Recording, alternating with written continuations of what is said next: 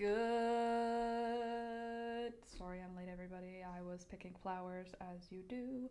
Good morning, good morning. It's the Last Minute Laura show. Good morning, good morning. Hello. Hi, everybody. Welcome back. Good morning. Sorry I'm late. I decided I wanted to pick you a bouquet of flowers. I picked one last night, but I wanted to pick one this morning. I did, but unfortunately that's why I'm a couple of minutes late. So just give me a moment. I just need to grab something to put them in, something to fill with water. So let me just grab a little vase. BRB! Good morning, Baltimore. Every day's like an open door. Every night is a fantasy. I love you. Every sound like a symphony. Hey there, sir. Okie dokie. Sure are getting the summer glow on. Candace, you gotta believe it. You can see my natural skin color, untouched by sun, burnt skin color. Very quiet. Oh, apologies. Let me figure it out. Probably I'm just very far away from the mic. Let me just move my chair a little. Thanks, honey. So, good morning. If you're new here, it's pretty much always this chaotic. I was going to apologize and be like, usually I'm more organized, but like that's not true. So good morning. I hope you're doing well. This is the Last Minute Laura Morning Show. We get together Mondays, Wednesdays, and Fridays to get our day started, hang out a little bit, and just chat. So good morning. Still quiet, huh?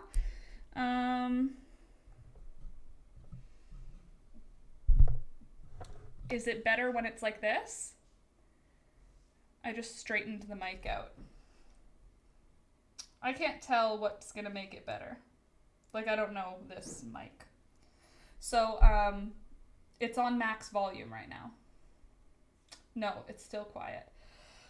Burp, burp, burp.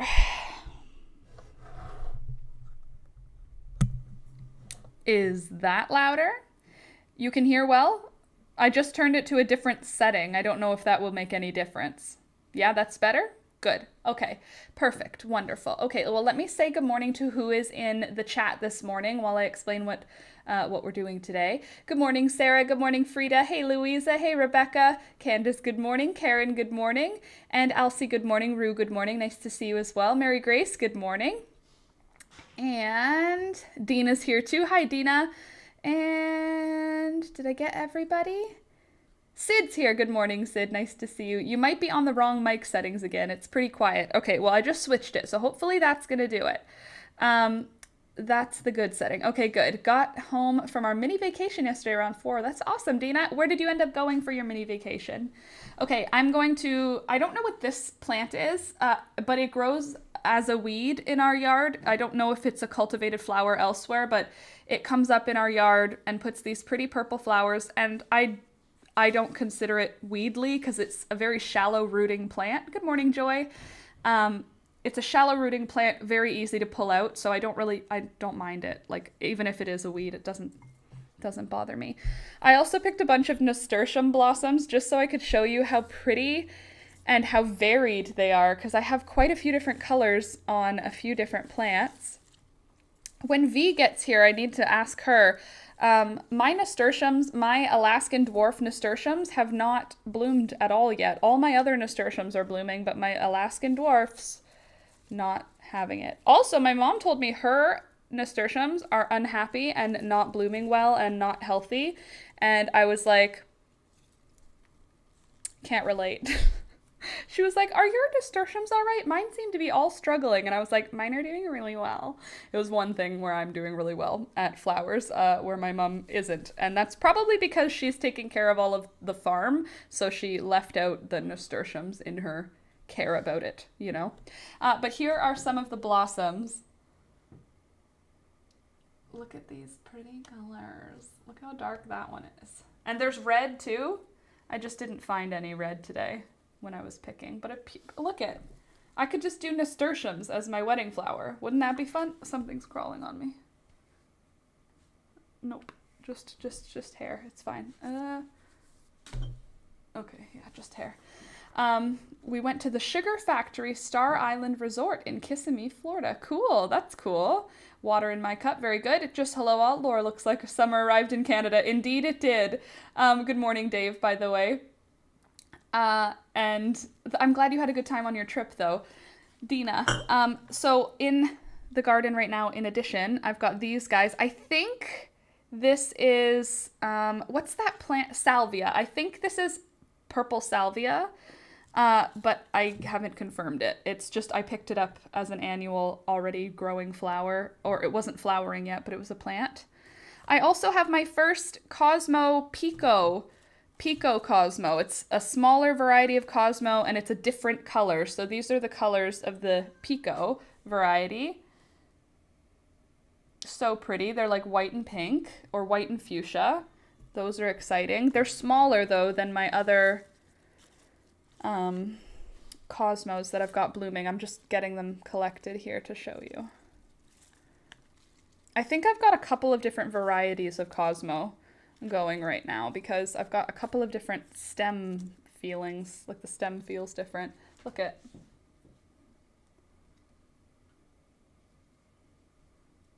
Aren't they pretty? I grew these from seed, you guys. Look, I can get married like this. Aw, so cute. It was a fun mini vacation. I'm glad, Dina.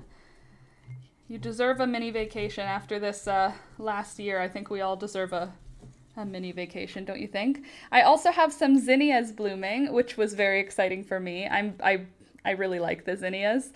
And I picked 2 more today. I'm going to grab the ones I picked yesterday because they're quite lovely. So these are the ones I picked. Oh, sorry, if you can't hear me. These are the ones I picked today. Pretty. And a Shasta daisy. And let me just pull out the zinnias so I could see a full bouquet of just zinnias. Wouldn't that be nice? Ooh, stay in there, Lily.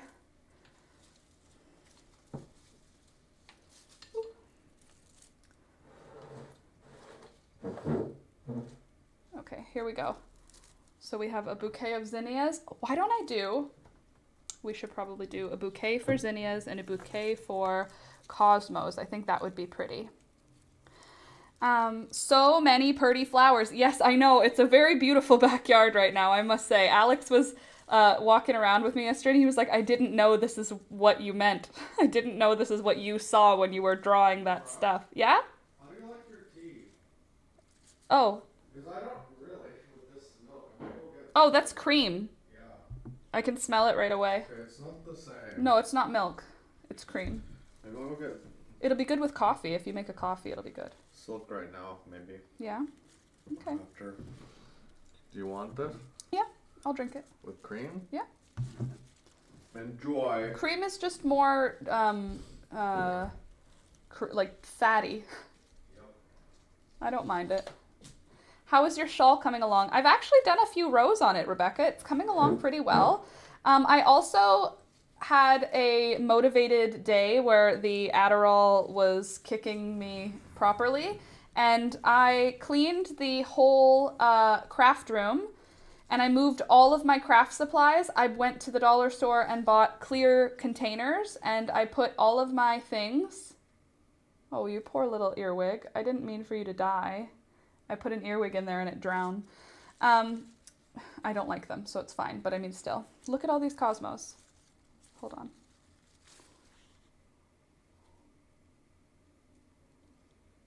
Isn't that pretty? Anyway, what was I saying? Shawl. Yeah, I did a couple of rows in the shawl, but I've been... Man, I don't know what I was saying. Alex is happy about the garden. Yes, I did a couple of rows on my shawl, but not very much, because I figured it's a thing for us to do. Ooh, getting organized. Oh yeah, that's what it was, getting organized. So I cleaned the whole craft room, and I put all of my craft supplies in clear bins with like items. So like all my scissors are in one bin. We'll see how long it lasts. I mean, I'll do my best, but I'm not expecting some great change, but I'm hoping for one. You know, I'm always hoping that this is the time I'm going to be an adult from here on out. Cleanliness is now part of my lifestyle, but unlikely. But still, I am happy that I got it done because now this room is clean, and the room that stuff is all in now also has my mannequin and like my wedding dress and all of the stuff for my wedding dress, which, by the way, I bought $100 worth of fabric in the fabric district with my sister and Alex the other day. I got lace, I got floral fabric, I got, oh gosh, what else did I get? I got beautiful sateen, shoot, what's the fabric called? I got a lot of fabric. I purchased 6, 10, 14, 16 yards of fabric, or 16 meters of fabric. And I think I'm using all of it. Can you believe that? In my wedding dress, I think I'm using all of it. It's very thin fabric, and I'm doing a lot of gathers for the skirt. And I'm also now contemplating doing a removable outer skirt so that I can have 2 wedding dresses without having to make 2 separate dresses. Like, I'll just have an outer skirt that's removable, and then I can just sort of like take it off after the wedding, and it'll still be, the top of the wedding dress will be the same, but the bottom of the wedding dress will be different. Some of the color, I'm doing colors also. My wedding dress it's gonna be white, but it's not gonna be only white.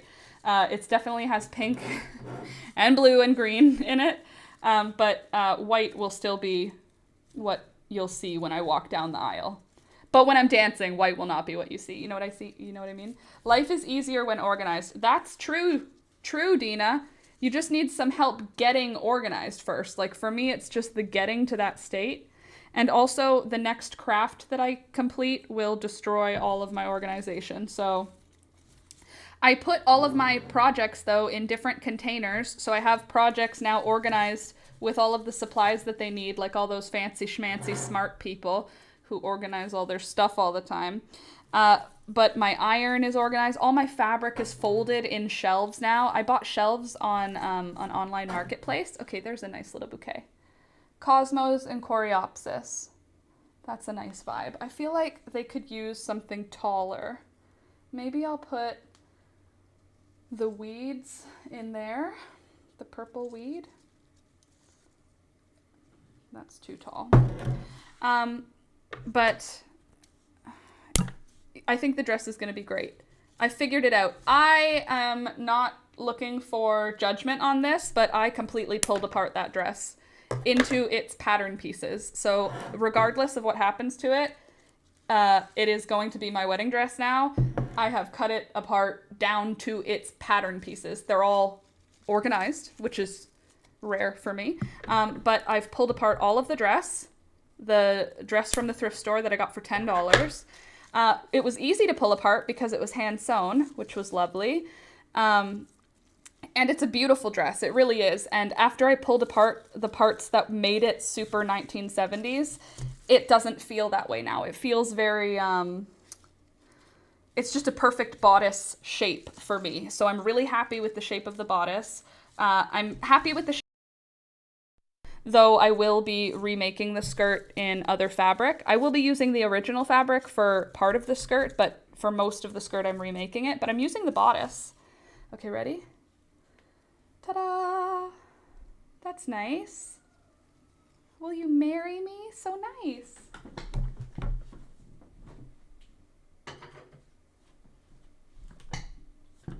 Also, our lilies started blooming, and so now we have 1,000,001 lilies blooming in our backyard. These are like wild here. The large ones, these grow wild here, and they are in huge bundles of probably 1,000 plants. Like it's just an orange mass at this time of year, which is lovely because they are pretty. And then these ones are a cultivated variety, but they also just come up en masse at this time of year. Isn't that nice? A nice yellow bouquet. Also, very exciting from my garden. I don't know if anything of this has happened for any of you guys yet, but my calendula started. I have 3 calendula that have been open for multiple days, so I was willing to cut them. I was very skeptical to cut my zinnias this morning. I was just like, should I? They're gonna grow back, Laura. The bouquet is going to be beautiful. You're going to enjoy the bouquet. Just cut them. They're not going to, it's going to be fine. So that's where I'm at, is I decided they're going to grow back. So it's, look at, do you want me to get married? Because I look like someone who's going to get married. Oh, my first hosta bloomed too. So floral and heavenly. Beautiful flowers. Thank you, Karen. Frida, I think you are totally capable of making your dream wedding dress. I think that the dream wedding dress that I've designed for myself, I am totally capable of wearing. Totally capable of making. I don't know that I'm totally capable of wearing... I don't know that I'm totally capable of making my dream wedding dress, but I know the wedding dress that I designed for myself, I have made it so that I am capable of making. I hope I have to be capable of making. I'm making it. It's happening. It's not really an option anymore because I've already bought the fabric and fully committed to making my own dress. So, the dress though, the fabrics, I can't wait to show them to you because they are so pretty and so, I'm gonna be a fairy. I'm literally going to be a whimsical forest fairy. So if you were wondering, sorry, I can feel a bug on me. It's a teeny tiny spider. I don't want to kill you because you're a spider. Here, you could live here. This plant is struggling. Okay, here we go. There. Do. Cute, right? I love it. Anyway, I'm gonna look like a complete forest fairy. Sateen will have a really nice drape too. So the sateen is the layer that will be closest to my skin, Sid. And I'm doing a circle skirt, but imagine if you divide the circle skirt into like 6 or 10 pieces, and each one of those pieces is a different color. Pale green, pale blue, pale pink. And that way it'll be like a pinwheel, but when I spin, there will be vibes. I might make it more than a circle skirt, like a circle +1 skirt. I would really appreciate if there were no bees inside of my house right now, though. That would be great. Your flowers are so pretty. Thank you, Mary Grace. I grew them. I grew these. I grew these from seed. Not the lilies, but just ignore them. I grew almost all of this stuff from seed. I'm very happy about it all. Just put another bouquet back here. Can you guys see it over here? I feel like I want it to be right next to me, though. I just want to stare at it all day. Where can it sit? Maybe it can sit back here. It won't be shown back here. I want you to see it in the video. Hold on. I can do this. There. Microphone equipment. There. How about that? Now we have lots of flowers in the foreground. I'm very proud of these flowers. I worked very hard to grow them. I watered them repeatedly for months. Also, something very exciting happened, and I want to share it with you, but I also don't want to freak anybody out. So if you don't like taxidermy, please look away for 30 seconds because I'm going to show you something that's taxidermy. It's not actually... It's technically taxidermy, but it's not creep. I like it. Just a sec.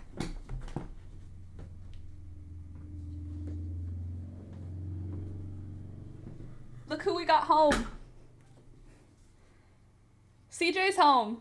We got CJ back, you guys. We picked him up on the weekend and we got him back. This is, for those of you who are a little new here, we had a cat die.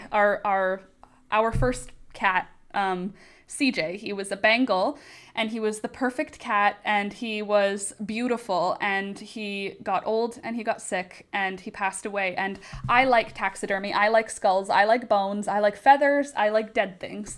So to me, it seemed like it made sense to get him taxidermied, but I understand that it's weird. I understand that a lot of people don't feel the same way, so I have no feelings if you don't feel the same way as me. But to me, it's the equivalent of getting the urn back if you need to see how it feels. It's like we got his urn, like if someone died and you received their urn from the crematory. That's the energy that this is for me. So I need to show you up close. I've already cried over it. So I'm reading your guys' stuff and I'm just like, it's okay. He's here. He's home again. So it's okay now. I just need to show you up close because it's really beautiful. He did an excellent job. So here.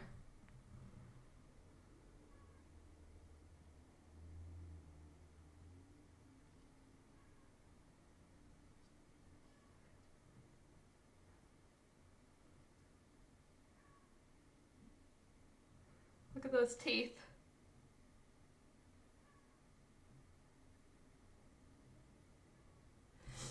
Anyway, I'm very happy with it. I really love it. It's going to be displayed. Alex and I want to get a case for it because it's very delicate and it's very important to me. But it's all sealed, so it's been obviously cleaned and bleached and sealed, so it's set. He's smiling. He's smiling forever. And of course, his teeth are larger than I thought. And I was very interested to be able to kind of look at the head of a cat. I've never seen a skull of a cat. And the space that is left for their eyeballs, each eyeball is as big as the space that is left for the brain. The entire brain space is as big as the space from one eyeball. So it's interesting to think that how much data is coming into your cat's brain just from their eyes. Like, it's so huge.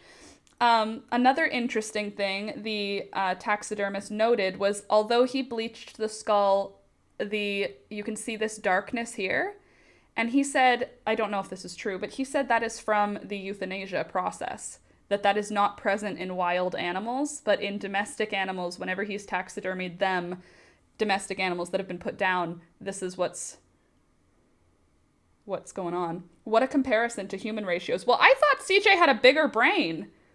I know he's a little animal, but I mean, like, that seems like a very small amount of space for a brain. Anyway, it's beautiful. I love it. And I'm so happy to have him back. We buried him. We got the rest of his remains. They were in a box, frozen, so we didn't open it. Obviously, I'm not gonna freak myself out with that. I'll just put him back here. There we go. Anyway, so we buried him. We buried his remains next to MJ in the backyard. So now we have an actual pet cemetery with marked graves and everything. We already did, Sid. We buried the rest. We did a little moment. We had our little funeral for him. And it was really nice because I've already fully mourned, and I've already, like, obviously when I think about him and when I think about like the sadness of the fact that he's like dead, I feel sad, but I've already done the mourning part. I've already gone through all of the things that you would normally feel during a funeral. So I was able to actually just enjoy thinking about him. Like, I just got to, I don't know, Alex and I just were talking about how great of a cat he is. Like, he was such a good boy. I mean, he was a terrible cat. He was very, like, he was wonderful. But he was mean. But he wasn't mean. He was just wild. Oh God, I wish you guys could have had more time with him too, because he was a great cat. Good morning, Claudia. Nice to see you this morning. Sweet CJ, isn't he beautiful? Odd question, but does the jaw articulate? No, it does not. That was something I asked the taxidermist about too, and he explained that the way that they have to stick the teeth, because the teeth come out in the process, and they have to glue them back in, and as a result, he said it was better and safer long term to have him this way. And I was like, well, I want to keep him forever, so I would like for it to be safer. Hey there, AJ. Hi, Laura. I've had a realization today that there are people whom will waste your time and take advantage of you, but you have the power to say no and stop wasting my time. Absolutely. That's a fact. You can do that. Yep. People will say, oh, you make handmade things? Can you price me out a thing for it? And then you're like, yeah, sure. And they're like, can you do it for $10 though? Right, because teeth are held in via tissue. Exactly, yeah. So now they're held in via epoxy. So that's Awesome. But we want to get like a glass cloche for him so that he can be displayed, because I don't want to have to like clean it because it's like a skull. So I would like for it to stay undusty. So we want to get like a glass cloche that we can put him in so that he's like displayed. Plus, I think that'll look better in my like future apothecary to have like a skull in a glass container. I think it'll look good. I looked at the thrift store, did not find anything, but I did find a really good thing at the thrift store. I'll show you when Alex gets home. By the way, don't forget to like the video as you're coming in. Pretty please, if you have a minute and you don't mind hitting like on the video, I'd really appreciate if you could hit like. But yeah, so that was good news. No, that's not why I was busy. It seems like a lovely way to honor his memory. Thank you, Rue. For me, it is. It is a lovely way for me because he's a real treasure. To me, this is now a beautiful treasure that I get to remember my cat. It doesn't look like my cat. I'm not imagining the gore of the fact that that is literally my cat's skull. Like, obviously, I'm putting separation between that, but the skull makes me remember that it belonged to a cat, therefore that I think of the cat. I don't think of it as a gore thing. I think of it as a beautiful object. It's like if someone gave you a necklace and then died. You're not going to look at the necklace and go like, they stopped breathing. No, you go, remember when they gave me that necklace? Kind of the same thing, except for the necklace is my cat's skull. So, anyway. In case you would like to see what he looks like, because I was cleaning yesterday, I found these beautiful photos that Alex and I had printed. Let me show them to you. In case you wanted to know how beautiful our cat was. Here he is. So this is just a couple of days before we had to put him down. Look at his pretty face.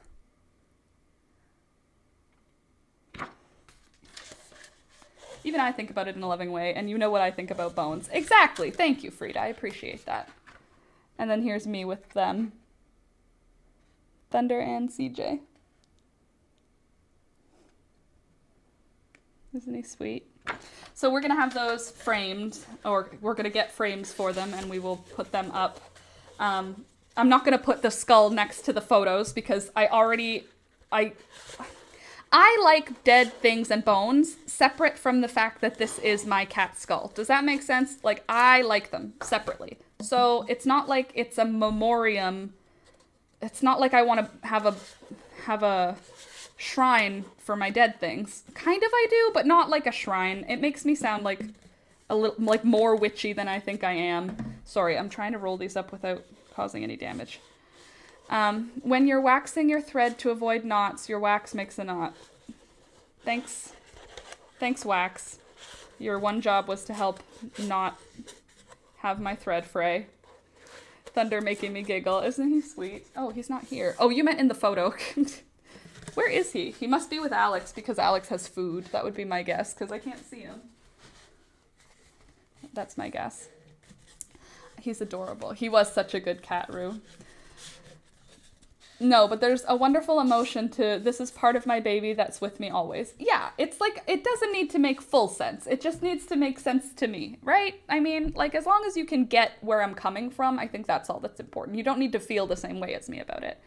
I'm so hormonal right now, Louisa says. I can't imagine. I'm crying like a good cry, if you know what I mean. Oh, yeah, I know what you mean. I haven't been able to be that emotional in a little while, but I definitely know. I would, but I'm going to wrap my baby right. I would, but I'm going to wrap my baby right. Cool. So what else has happened? We picked up CJ, we buried CJ. That message was a derp. That's okay. You do you. What was I gonna say though? Oh, peas. Peas are every day now. We're getting peas every day. Sorry, I lost my train of thought there. Just give me a second to regain my train of thought. I've just lost my brain and now my hair is all screwed up. Anyway, yeah, the garden is going crazy. That's why the title of this video is The Garden's Going Crazy. We are getting snap peas, sweet snap peas like this every day. I don't know if these are snap peas or if these are sugar Snow peas. They're good though. Really good. Very sweet. Thunder! Yeah, but I'm eating a pea now. We missed you Monday. I missed you guys too. I can't lie to you though. I fully just slept in. Alex took a couple of days off of work because he has jobs to do for the wedding, and he's also working for another company. He needs to fix a thing for the company. And so he was home, and it was a Monday, and we stayed up late on Sunday, and then I guess I forgot to turn my alarm on, that's all. I just forgot to turn it on, so I didn't wake up to it. And then Alex and I slept in all day. Like, we slept, not all day, but like till 10, we were fully just in bed. Which was lovely. It was nice to be able to like have nothing to do. Once I missed the stream, I was like, well, I've already missed the stream. So let's just hang out. And we had a wonderful day, and we went to a thrift store, and we went and got our groceries. Like, it was like a good day. But I'm sorry, guys. I didn't give you any warning because I didn't plan on not being here. It was just an accident. So we were glad everything was fine. I'm glad that nothing was wrong also, but I'm sorry that I left any of you worried. That was not my plan. I just didn't even wake up. It was totally not, there was no reason. I just wasn't awake on time. And then when I woke up, I was like, I'm not doing this. I'm not pretty. It's 8:45 and I'm not pretty yet, so I'm staying in bed. Sounds so nice though. Sounds like bliss. It was, and it was like we had like a whole romantic weekend, and then we had a romantic last couple of days. It's been really nice. I was thinking of streaming yesterday, and then I was like, you know what? No, I took a day off by accident, but I'm not going to fill it in.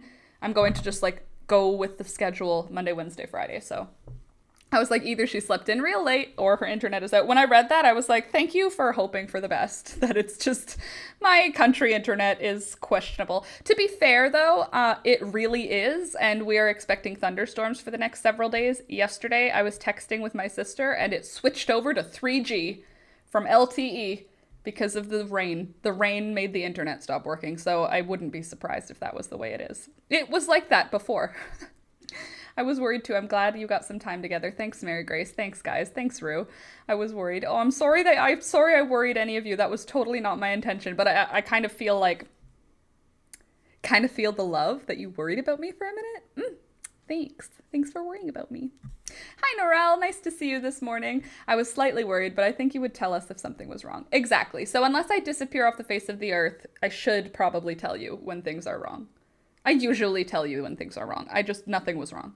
Yeah, y'all had thunderstorms, so there really is a risk of outages. Yeah, we haven't had outages since last fall. I have this knot in the back of my neck that I've been dealing with for like a week now, and it just feels like a golf ball under my skin now. It's finally getting to the surface. It's like a literal knot in my muscle. Alex has been rubbing this ball on it to try and make it go away. So far, not quite. Okay, so the garden's been taking off because of the rain. We've had rain like 2 days in a row now, and you'd be surprised how fast that makes things grow if you don't have a garden already. But if you do have a garden, you already know having rain makes for a crazy, crazy garden very fast. Yes, this heat wave has been the worst, right? So we've been dealing with this heat wave. The poor chickens, I've been freezing corn for them so that they have a frozen treat, giving them frozen cherries and frozen grapes, giving them kale 5 times a day, and changing their water twice a day just because it warms up by like 3 hours later. It's warm water, and nobody wants to drink warm water when it's hot out. So I've been replacing their water. All of the babies are outside now, so every chicken that we have is now currently outside. I need to show you some video of it because it's just hilarious. They are so silly. We had someone who was gonna pick up 2 chickens a couple of days ago, but it didn't end up going through, so that's fine. So we still have quite a few chickens, but because of the rain that we got yesterday and the day before, even though it's still hot, now we're supposed to have the heat wave sort of slow down. Thursday, tomorrow, it's supposed to be only like 24 degrees Celsius, which is very reasonable. I don't even think is it 80? It might be like 80 or 78. I'm making that up. I'm not American, so I don't know. I had a thought when we get chicken, I think I'll name them after dino species. Oh, that would be awesome. That would be so cool. Alex tried to name yesterday. I offered him to name another one of the chickens that I've decided we're keeping. Like, we're not naming them until I've decided that we're keeping them. And I said, "Do you want to name it? What do you want to name that one?" And he was like, "Eagle." And I'm like, "No, we're not having Nighthawk and Eagle. I let you have one ridiculous name. Please pick a cute name. It's a girl bird that we're going to have, and I like having them all named like little ladies, and now we have Nighthawk." So, Eagle was not chosen. That's all. Also, look at all these radishes. This is a French breakfast radish.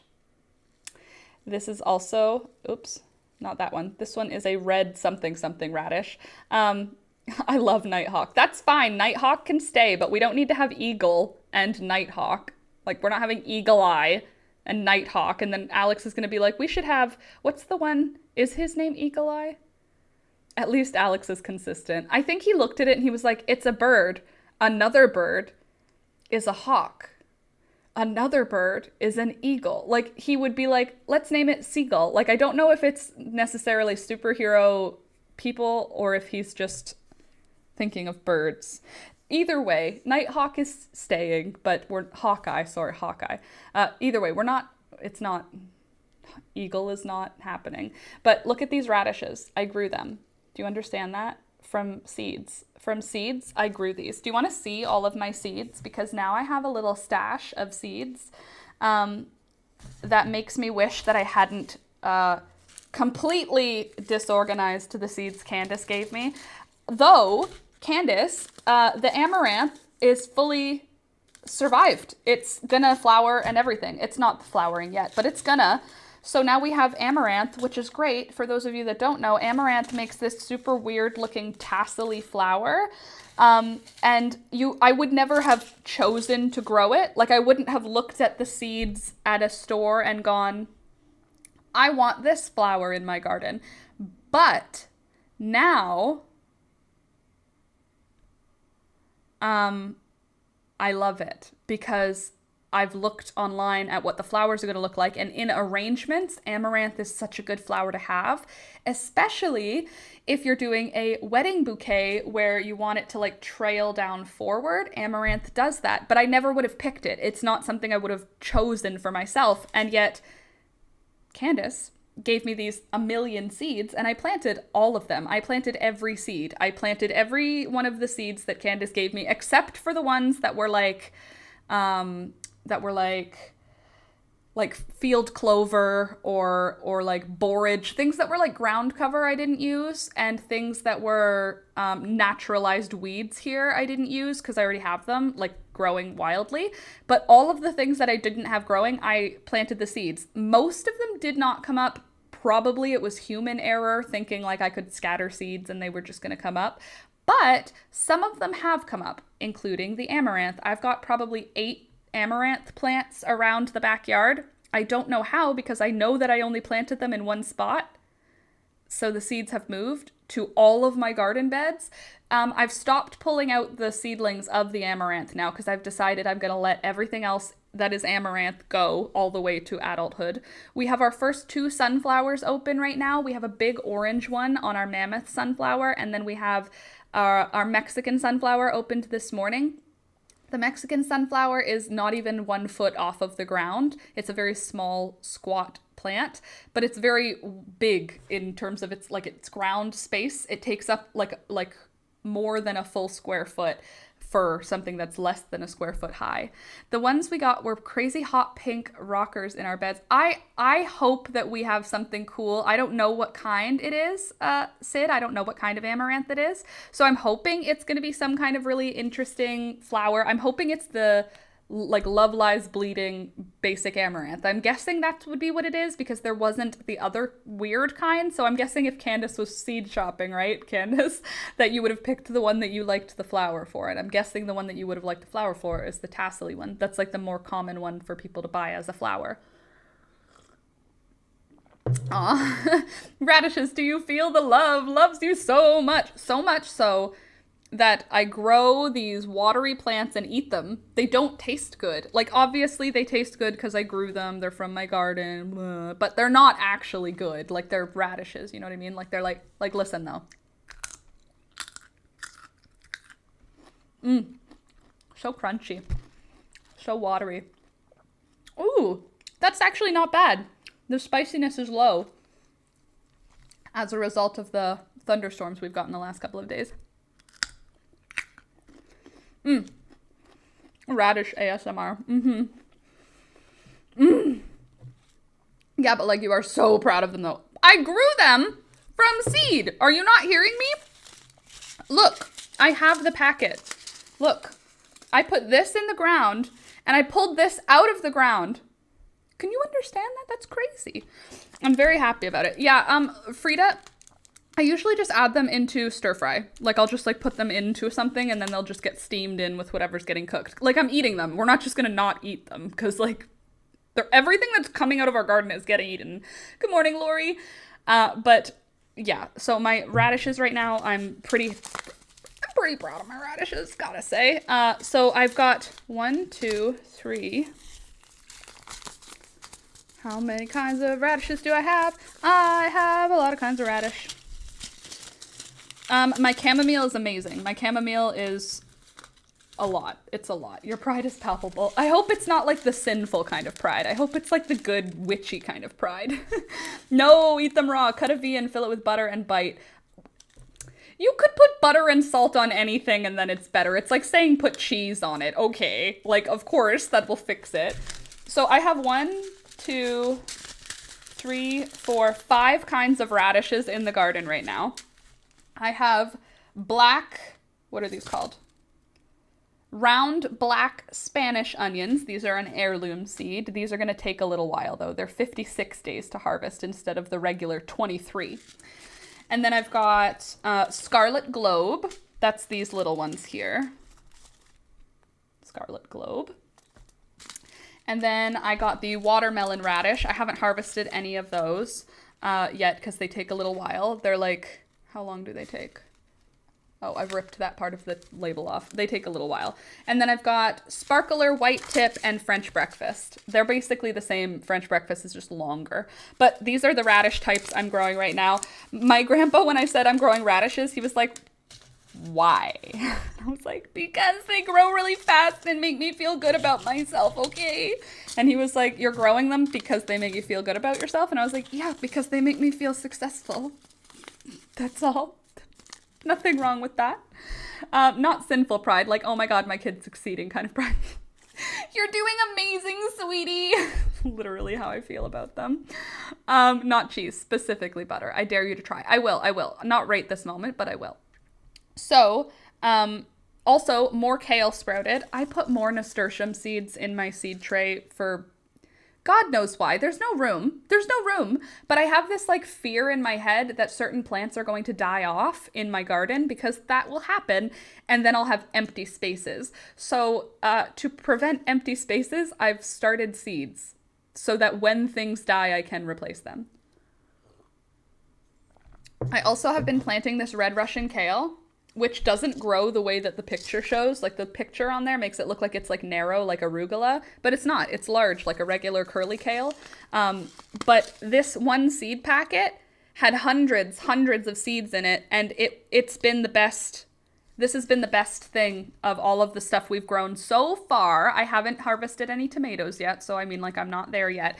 But this red Russian kale has fed our chickens all of the greens they've needed since the middle of May. So that's great because we haven't been letting them out to free range because they will destroy the garden. So we've been keeping them in their chicken run, which is enough space for them to run around and whatever, but it's not fun, you know? Like, it's not fun for them to have to like not be able to go play in the grass. So I wanted to have kale so that I could provide them tons and tons of greens, and they love them. They love them so much. And it should overwinter. Well, that's interesting. I doubt it though, because I think I'm going to want to rototill in the fall. I think I'm going to want to rototill and then put like compost and straw down so that next year we have a better garden.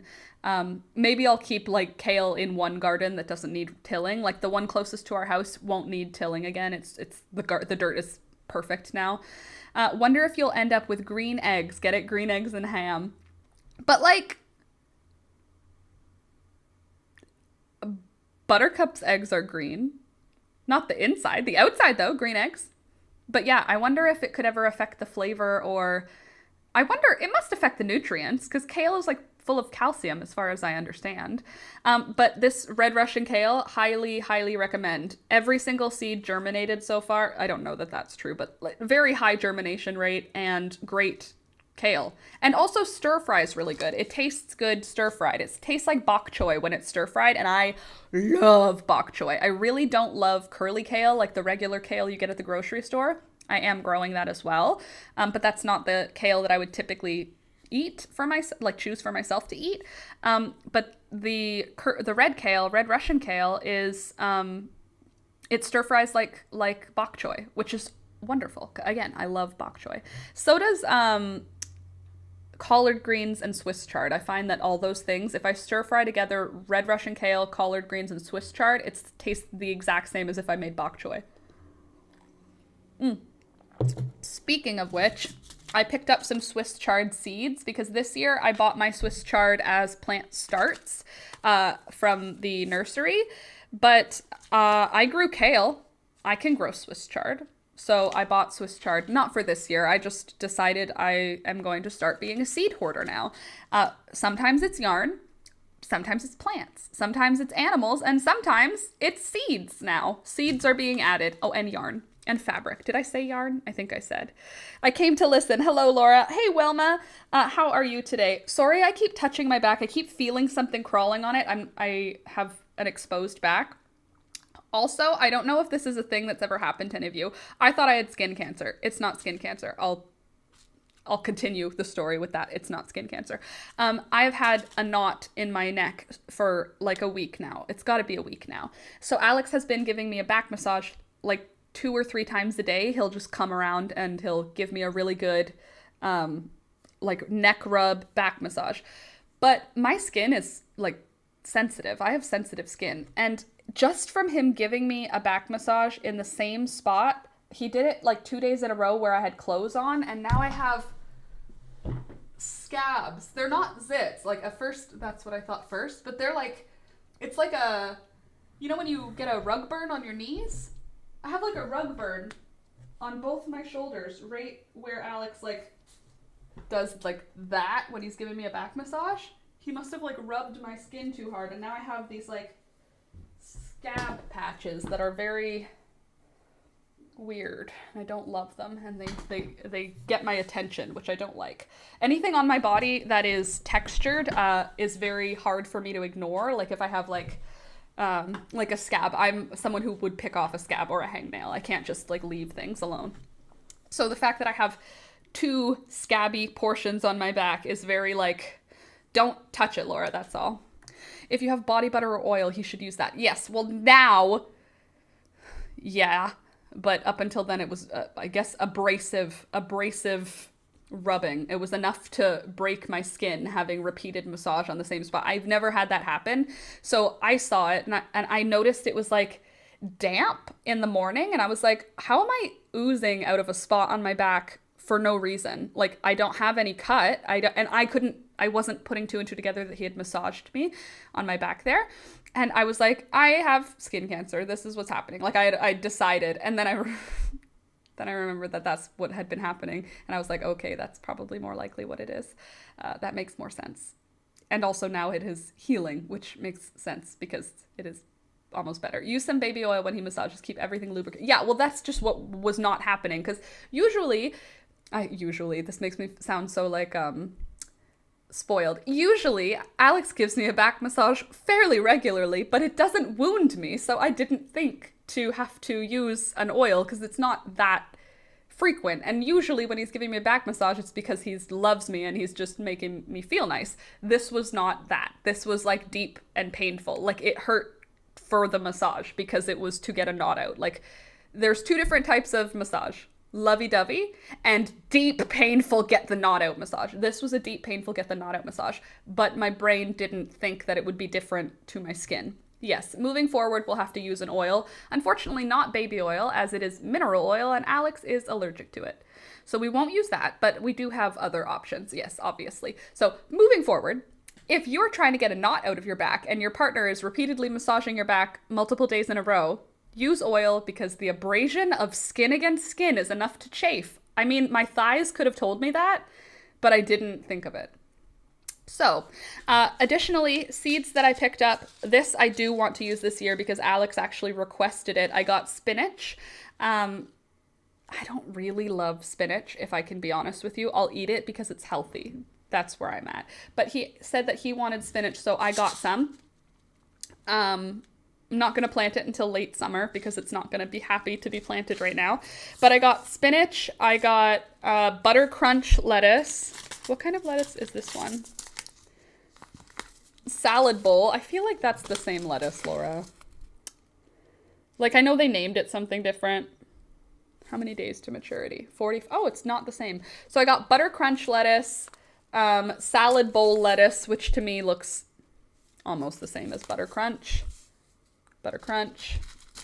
And then I also got a ruby red salad bowl lettuce. So the lettuces have already been planted and they're sprouted.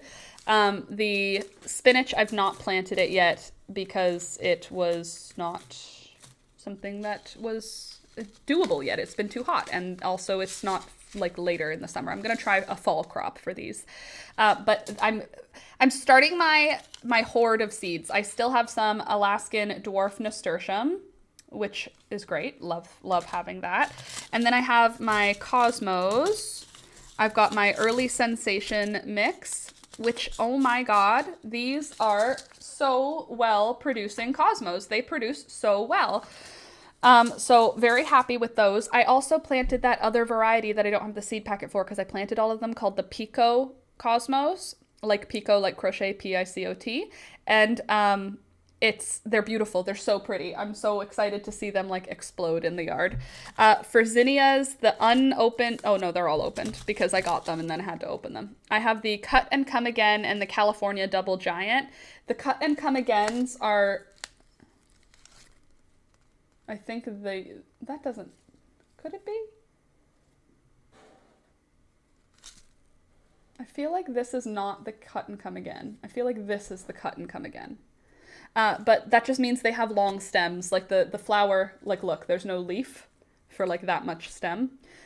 So they're very easy to use as cut flowers. Alex didn't realize this, that I had planted cut flowers. Like I thought I explained it in the spring, like I am planting flowers, so we have cut flowers.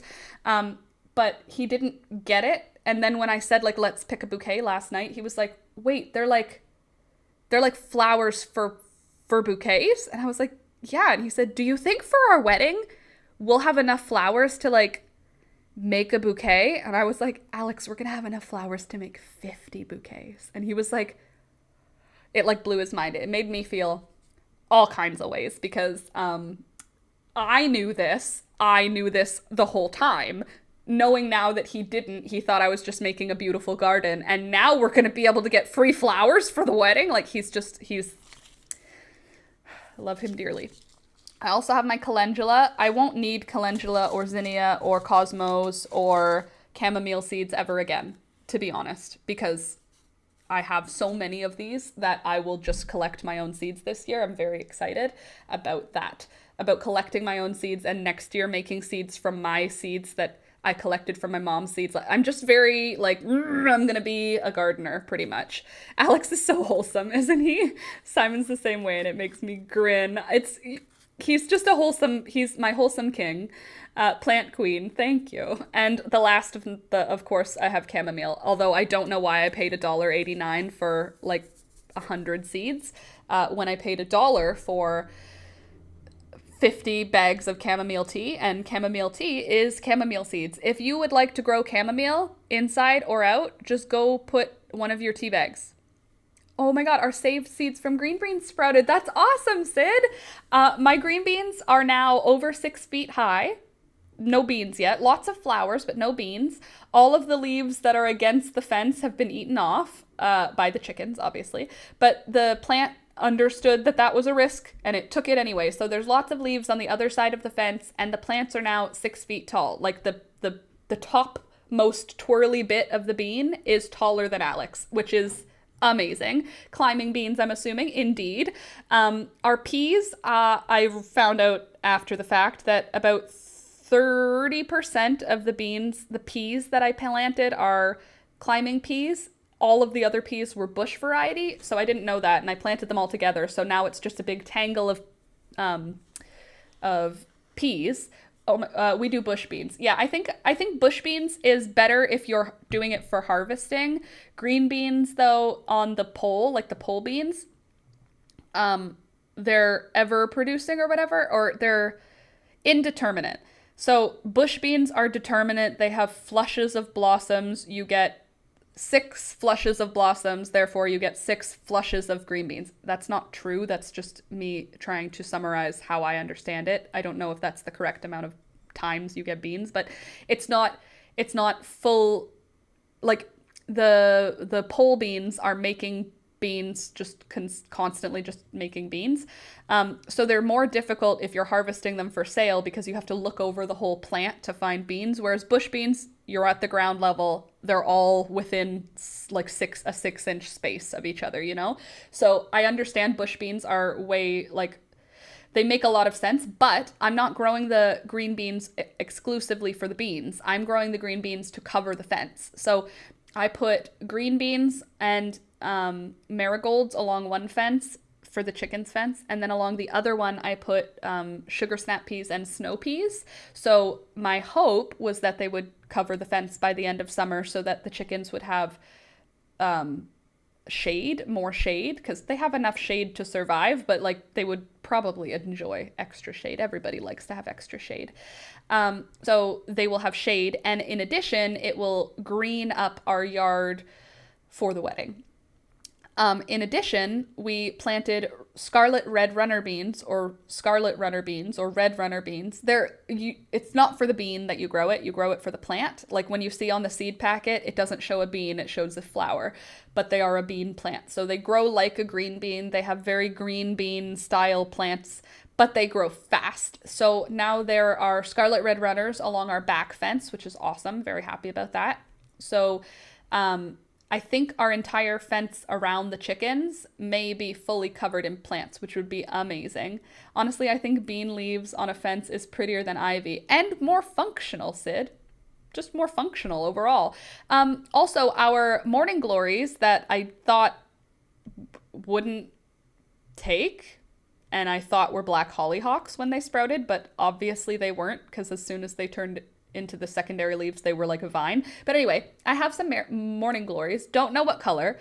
They were from Candace's seeds. I planted a couple of plant trays of Candace's seeds, going, I hope whatever sprouts, I'll plant. And we got amaranth that way, and we got morning glories that way. And the morning glories are all in pots. I have 2 different pots with morning glories in them. And both of them, the plant pot is backed against a fence so that the morning glory can grab onto the fence. Also, our passion flower plant is about 6 feet tall now. My mom gave it to me. It was about 2 feet tall when she gave it to me. I put it into a plant pot, and I put the plant pot on the ground against a fence, and it is climbing up the fence now. So I'm thinking by the end of summer, we are going to have a green fence with passion flowers and red runner bean flowers. Also, I've planted nasturtiums at every corner of every fence, like 3 plants on the corner, 1 right on the corner and then 1 on either side of it. And I planted climbing varieties of nasturtium. So we shall see how far the climbing takeover is, but I'm very hopeful that we are going to end up with a green wall by the end of summer. Like, peas and beans are gorgeous plants. Very, I don't know, I get a whimsy feminine vibe from them. They're very pretty. I agree. I feel like ivy, it creeps, whereas beans twirl to where they're going. You know, they have those long runners that are like these twirly, they like swirl around whatever they're growing around. Yes, I agree. They have a sense of whimsy that is not in ivy. Ivy, I feel, has a more masculine forest energy. Beans and peas have a more feminine garden floral vibe, absolutely. Um, we're also growing purple peas, which is fine. They taste the same, but they're dark purple, which is fun. I think that's fun. Love the tendrils. Me too. They're very pretty and interesting because they're grabbing and stuff, which is so weird. Um, our chamomile is coming along crazy. The seeds that I planted a couple of vlogs ago are plants now. They're not quite flowering, but they're full plants. They've survived. So I thinned them out yesterday because we had a good rain. So I thinned them out, which was sad. Because they grew and I had to sacrifice half of them. But it will make for a stronger crop, which is what we want. And I don't think I'll ever have to plant chamomile again because I think that I've planted it heavily enough in enough spaces that it will reseed. Like I can't imagine having no chamomile come up on its own last year. I had chamomile come up on its own this year, and last year I believe I had one plant. One chamomile plant, I think. And I had chamomile come up in other areas, so I think it's going to be good. A good amount of chamomile. I do need to harvest it again. So much so that there's already flowers that have dried out and dropped their seeds. Fine with me, but I mean, you know. Also, probably this week, maybe next week, we will be harvesting ground cherries. We're going to have like actual ground cherries, like enough to harvest, not just enough to like eat one at a time. Twirl is the right word. They're like dancers. Totally. Mine reseeds every year just from me leaving the last flush. Good. Then I shall. And mine are finally going nuts with the heat we're having. Finally, I know that the heat has been a little bit intolerable for me. Like it's too hot. Thunder has loved it. Every time he goes outside, he goes right into a sunbeam. Like it's boiling hot. Alex and I will be sitting in the shade in chairs, and Thunder will go out to where the sun is. Even if we're not near him, he'll walk far enough away so that he's in the sun, and he'll lie down on concrete. If he has the opportunity to lie down on cement in the sun, he will take it. So, like I was out working in the garden and he just went over to the patio and lied down like a dead dog in the sun. He loves it. And he's not panting. He is happy in the heat. And like, you know how like people are like, oh, don't put your dog out in the winter, and then people with huskies are like showing a picture of their dog sitting in a snowbank. It's like the opposite. Thunder's like the exact opposite. He wants to sit in the sun on the hottest day. Your South American Moy must be stupid happy. He is very happy. Like it took more than an hour for him to start panting. And I was like, I'm dying. I don't know what you're doing. Oh man, is the concrete comfortable for him? I know some places it's so hot the ground can burn. He goes to it, Rue. That's what I'm saying is he goes to the concrete. I'm working in the shade in the grass pulling weeds, and he'll go to the concrete in the sun. If the sun is halfway on the concrete, like if the concrete has a shadow, he will pick the sunny area, even though the shady area is free and available. It's like his choice to do that. Like, I don't know what to tell you. He likes it hot. Yeah, people with huskies, come in from the blizzard, stupid. Dogo, piss off. I'm enjoying. I'm in my joy. This is where I was supposed to be.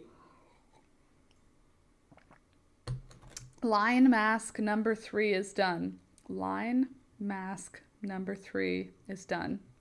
I don't know what that means. What I do know is that it made me think of this knitting project that I'm working on, so I'm going to take it out again and start working on it. Linen mask. Oh, I see. Linen mask. A mask made of linen. Got it. So here is my triangle shawl right now. My lacy triangle shawl that I'm working on. I am a knitter. I don't know if you guys knew. I'm being sarcastic when I say that because I'm actually not a knitter. I would consider myself a crocheter, but I'm trying. I'm learning. Nice and cool for the hell weather. Millicent must be part husky. For the hell weather. I am a summer child, I must say. Like, for someone who can complain about the heat, I would take heat every single day to avoid having the snow. And I'm from Canada, and I don't want any more snow, please. I think I have to remember which thing I'm on. Like what row? Because they didn't mark if it was an increase or not. I think the row I'm working now will be an increase. We'll see. That's beautiful. Thank you. I'm trying to not make any mistakes. It'll be pretty, I think. I'm not. The older I get, the more I want to move right to Skyrim, all the cold, all the time. Please, take mine. Whatever, if I could give you my cold, you could have it. I don't care for the heat, but the light can't stand the winter darkness. Yeah, that too. Maybe that's more problematic for me than even the cold.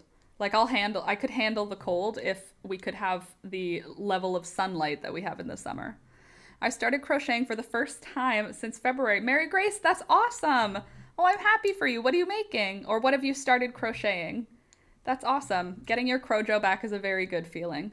Don't push yourself to feel it though, you know? Give yourself a good slow start, I think.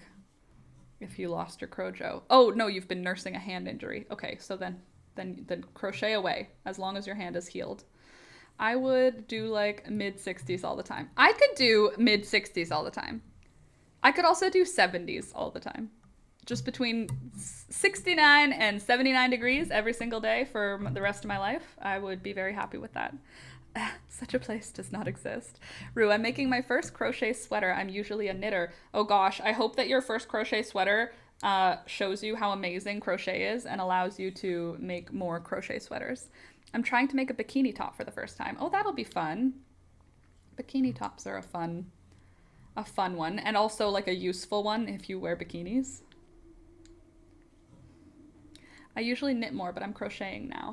And I usually crochet, but I'm knitting now. But to be fair, I haven't really crocheted in a little while. It's been quite some time.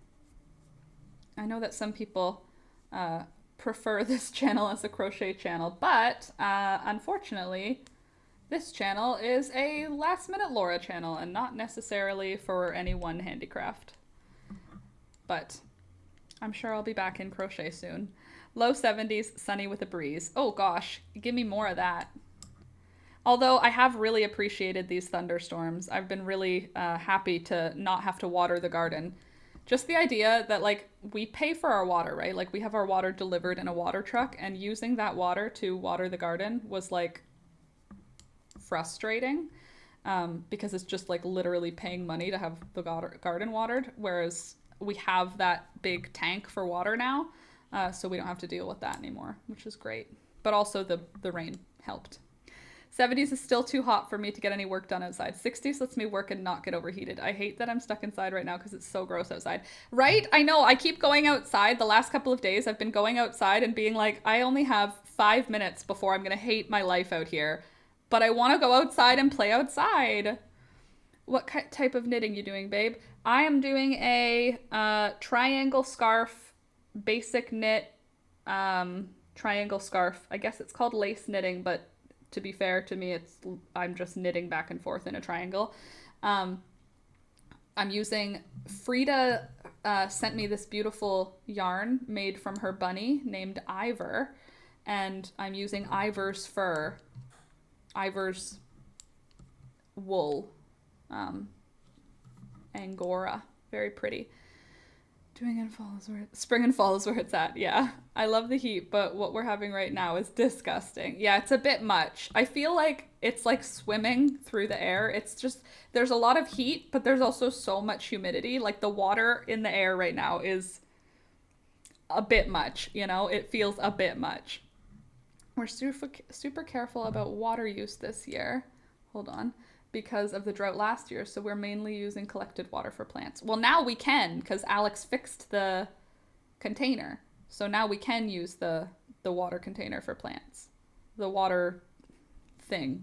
It's so humid, it's disgusting. It feels disgusting, honestly. Fall is my favorite now. I don't know, I love spring, I love summer, and I love fall. I don't like winter. I'm not going to say I hate winter because like that's too strong of a feeling, but I don't like it. I survive by doing things that I love inside, you know?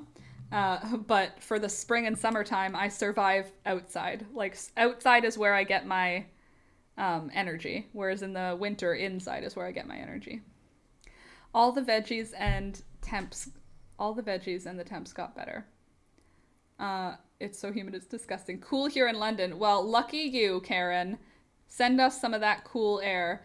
Although, honestly, don't, because it's gonna get so freaking cold here. Like, I know this about where I live. It's gonna get cold again. It's gonna get dark again. I'll just appreciate these very hot summer days while we have them. The plants seem to love them. Oh my gosh, what's the ricin plant called? The castor bean plant. The castor bean plant is getting very large. I'm very excited for you guys to see the next vlog. Because you're gonna see all of the different like food. We're getting a lot more food out of the garden now, which is so exciting. I also discovered that in a bunch of our flowers, like a bunch of the calendula that I planted, when does it get cold in Canada? It starts getting cold where I live. I would say the first snow sticks to the ground the last week of November. So the snow actually just like stays the last week of November. Up until then, it's up in the air.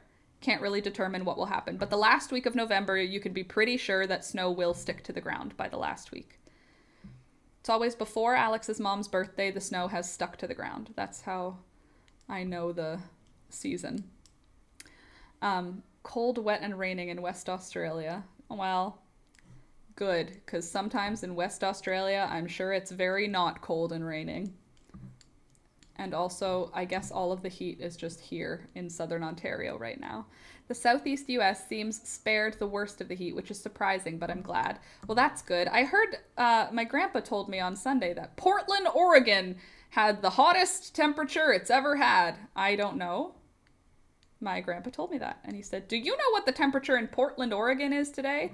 And I said, "Grandpa, why would I know what the temperature in Portland, Oregon is?" And then he said, "Okay, Google, what's the temperature in Portland, Oregon?" And it was 42 degrees Celsius. And it didn't say with the humidity. It said 42 degrees Celsius was the temperature. Climate change sucks. Yes, I'm going to be honest, though. Climate change sucks in, like, the reality of it. But, like, in the day-to-day,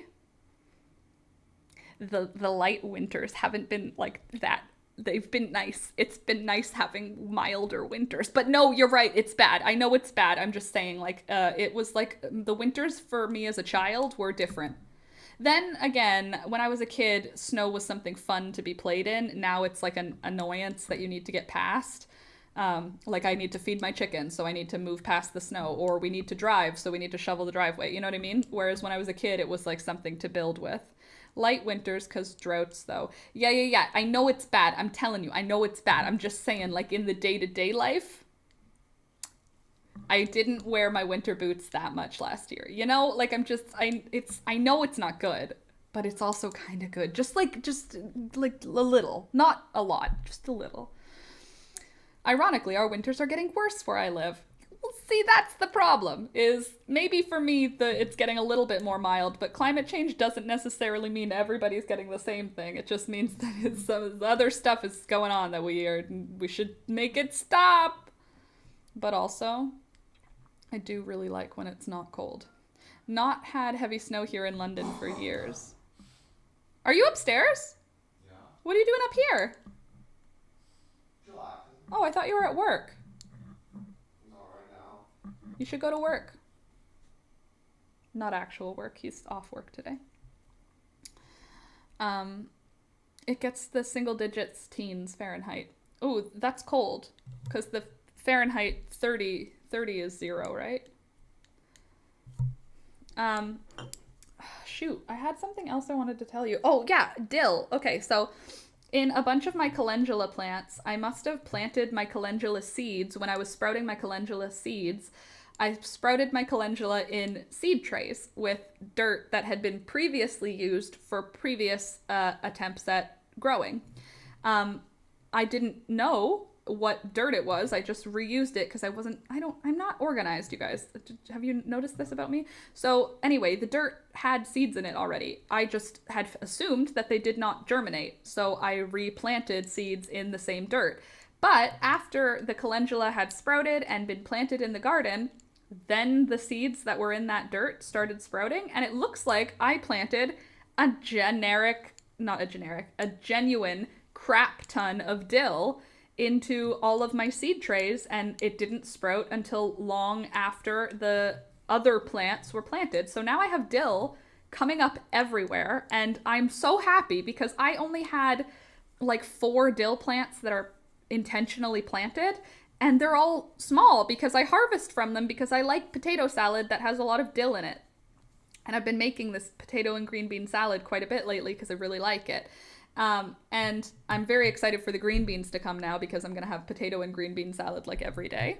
I'm sorry if my knitting needles are hitting the mic. That's not my intention. I'm just trying to stay close enough to the mic so that you can hear me without having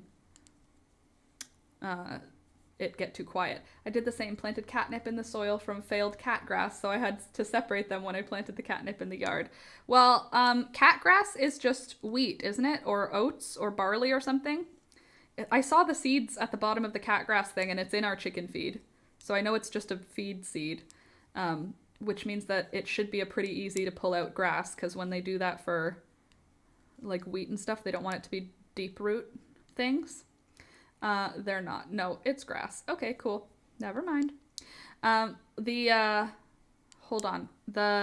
Anyway, so the calendula, now every one of my calendula plants seems to have a sneaky dill growing next to it, very close by. And I also have a few marigolds that are the same way. So it's a marigold with a sneaky dill growing next to it. And I'm totally satisfied with that because now I have enough dill to actually like get some dill out of them. Like my hope is to dehydrate some dill so I can have dill as a dried herb for the winter time. Because I want to start drying my own herbs because I have so many herbs. Why should I buy dry herbs ever again? That's basically my feeling on the matter. Hey, honey. Would you mind making me another cup of tea? I didn't drink it because I wasn't paying attention. Thank you. And now it's cold. It'll be interesting to see if that cat grass overwinters at all. Interesting. Indeed. My catnip outside is doing very well. I like having it. My mint has all grown back because of course it did. I also transplanted little pieces of mint into a couple of my planters, my flower planters, just to see how that goes. And I don't know if it was a bad idea, but I don't know if it was a good idea. So, yeah. And I also have the plans for next year we have an area of like, I want to call it like wasted space in our backyard that's like overgrown with these weedy ivy things that are not helpful and not pretty. So I was thinking of just making it all mint over there because there is wild mint like interspersed, but I was thinking of just like planting some of my actual mint and letting it take over because it backs onto like an actual like farm field and they use pesticides, I'm sure. So I don't think that it'll spread beyond where it should that way. It would only spread into the backyard and we would just mow it down. Haven't decided for sure yet though because I don't know, but I was thinking if we could do mint and we could just keep it mowed down, I feel like that would be a nice ground cover for a back area of the yard. And it would smell nice every time we mow, which I would like. So, yeah. Good night, guys. Oh, bye, Norel. Have a good rest of your day. Thanks for coming. So today I have plans to finish my organization. I now have a craft room. My little sister just moved into her new house and as a result had furniture that was not going with them. We ended up with this beautiful table. Oh, bye, Rue. Have a good day. We ended up with this beautiful metal table that has a glass top. Very much craft room table vibes. Hold on.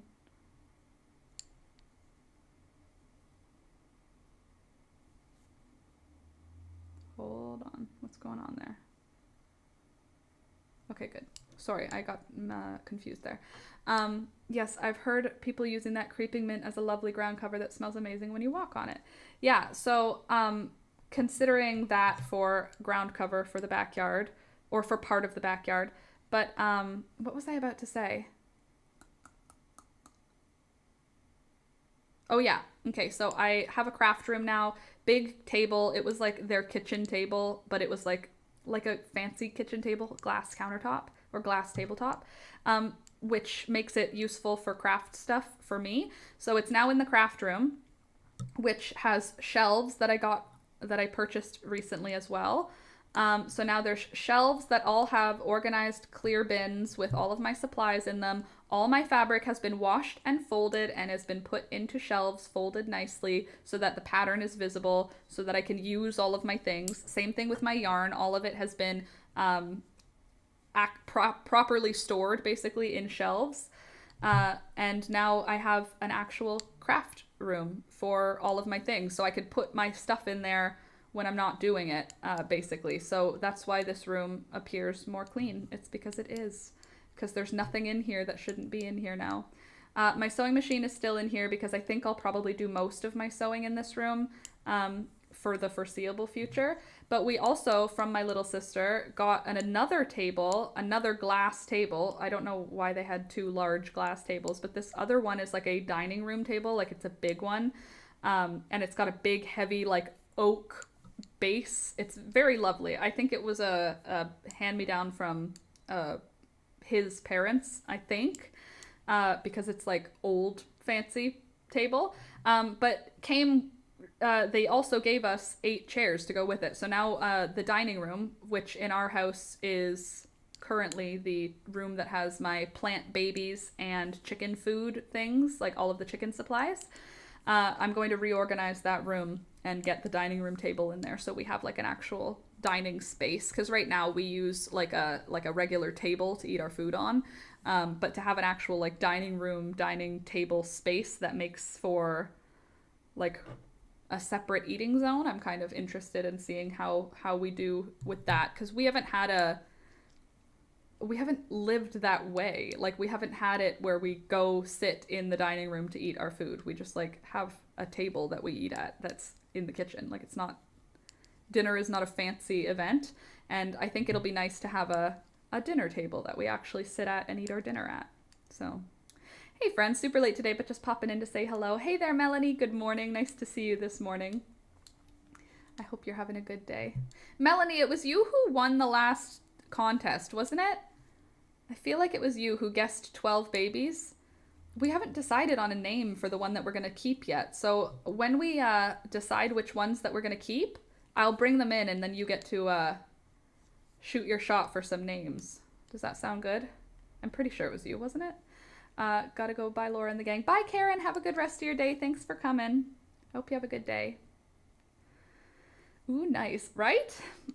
So yeah, that's what's going on. Is I've got a lot of food almost ready. I've got a new craft room that's really nice and organized, and I'm gonna be cleaning out the dining room today and getting it sort of organized to be a dining room.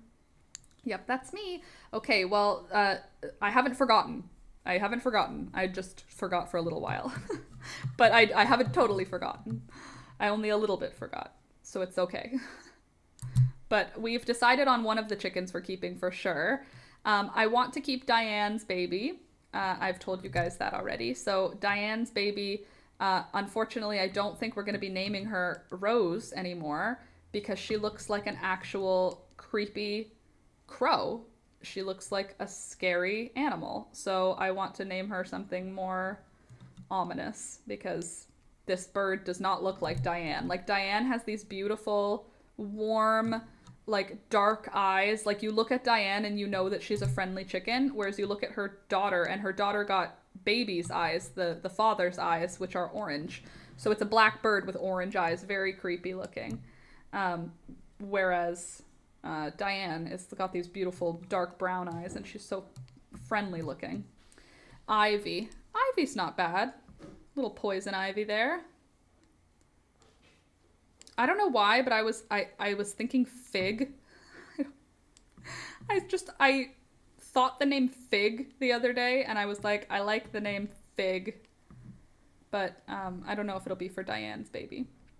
Hey everyone, I'm gonna leave a little early. Bye, Mary Grace. I didn't sleep great last night and like to try and nap. Okay, have a good nap, and thanks for coming. Good luck with your nap. I hope that you manage to fall asleep. I hate when I go down for a nap and then I just sort of sit there and then an alarm goes off and I'm like, great. Figs are sweet though. Yeah, but she's got Diane's insides, hopefully. I don't know. If it's even a girl. I don't know what animals are girls and boys. Our brains work very different. Yeah, right? You could name her Pumpkin. Spooky. Pumpkin. Not spooky enough. Call her Gourd. Little Gourd. What else is spooky? I don't know. I think Ivy's pretty good. Pretty spooky. But yeah, we're gonna keep her as long as that's a girl. I think that the boy, who is a half silky, half not silky, I think my parents are gonna end up taking him, which makes me really happy because I really like this little bird, but it's a boy and I don't want to keep additional roosters because if Pearl, who is a silky, if Pearl is a boy, we're gonna try and keep them. I'm hoping that Pearl is a girl so that we don't have any conflict there at all, but we're hoping to keep it regardless.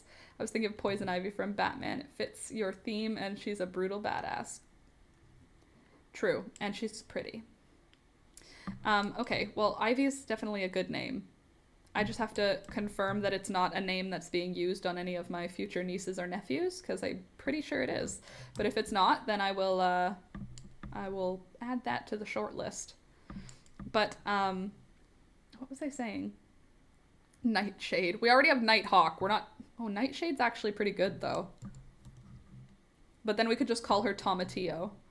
And then she is a Nightshade. How about that? But Nightshade's actually pretty good. I love the name Acorn. Oh, that's cute. Acorn. A little acorn. Bye, lovely people. Bye, Mary Grace. Have a good rest of your day. But we've decided that we are keeping... Well, we already knew we're keeping Nighthawk. Nighthawk has pretty much been confirmed a girl because Baby has tried to offer her food the way that he offers the girls food. So I think that Nighthawk is a girl. So we will for sure be keeping Nighthawk. Pingu, again, pretty much... Ooh, Belladonna is Deadly Nightshade. That's kind of nice. Belladonna. This is Belladonna. Our beautiful Diane. This is her daughter, Belladonna. I don't hate it though. I kind of like that, Belladonna. What do you guys think of Belladonna? I'm kind of into it. I do have an aunt named Donna, but I don't think that would matter because I'm not naming it after her. That'd be weird, naming a chicken after your family. Nightshade. Belladonna is Deadly Nightshade. I like both names though. They use belladonna in homeopathics and it makes me ragey. It's literally poison. But then again, a lot of poison stuff like that makes you get diarrhea or throw up. Like, it will make the poison leave your body. You know what I mean? Like when people are sick with food poisoning, example, or like whatever. If you eat something that makes you puke, you're gonna have nothing in your stomach that's poison anymore. I feel like that would be the argument, is like Ipecac. It's meant to make you puke. It's not good for you.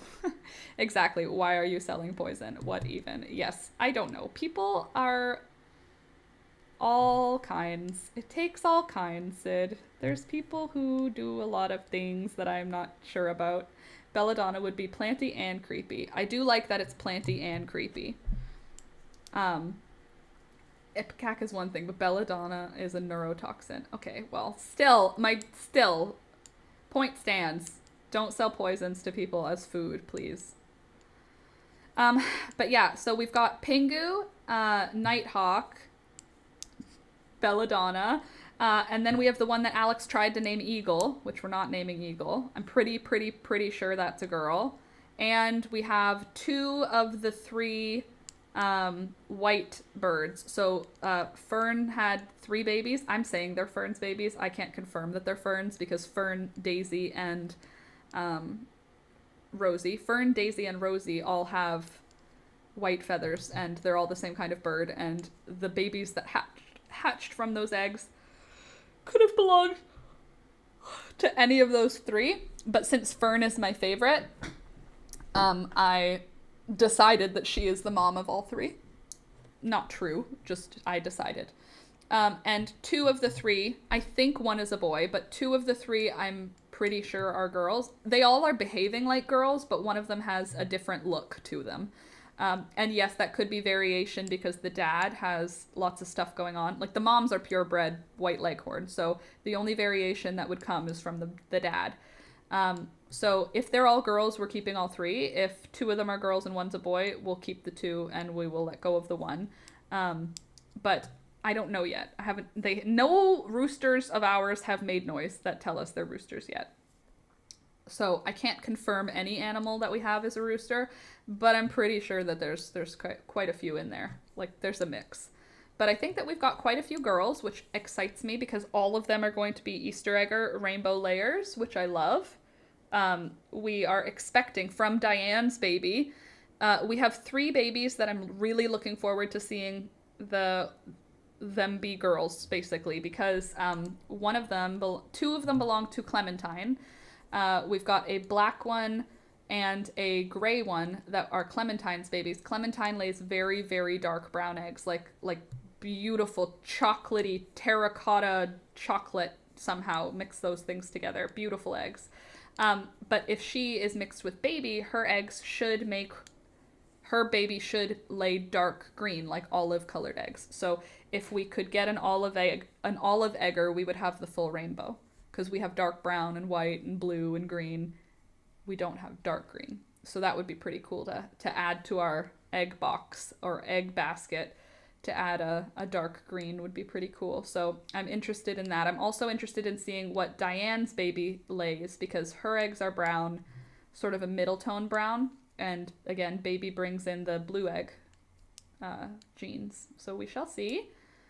I mean, even if they end up laying brown eggs, I'll be cool with it. So I'm not really worried either way. But we're pretty much sure that they'll lay colorful eggs because of the dad. But we'll see. I don't know exactly how the genetics work. Maybe they can pass fully brown eggs through. And like, I get that homeopathics are just sugar pills. But implying to regular Joes that this plant is safe to ingest is super bad. Never eat arnica because it causes internal bleeding. Okay, very good. Yes, Sid, people presume that natural supplements or drugs won't interact with pharmaceuticals. Yeah. And not only are some of them straight up poison, but some of them fully interact with things that you might be taking as prescription medication. Like pink grapefruit.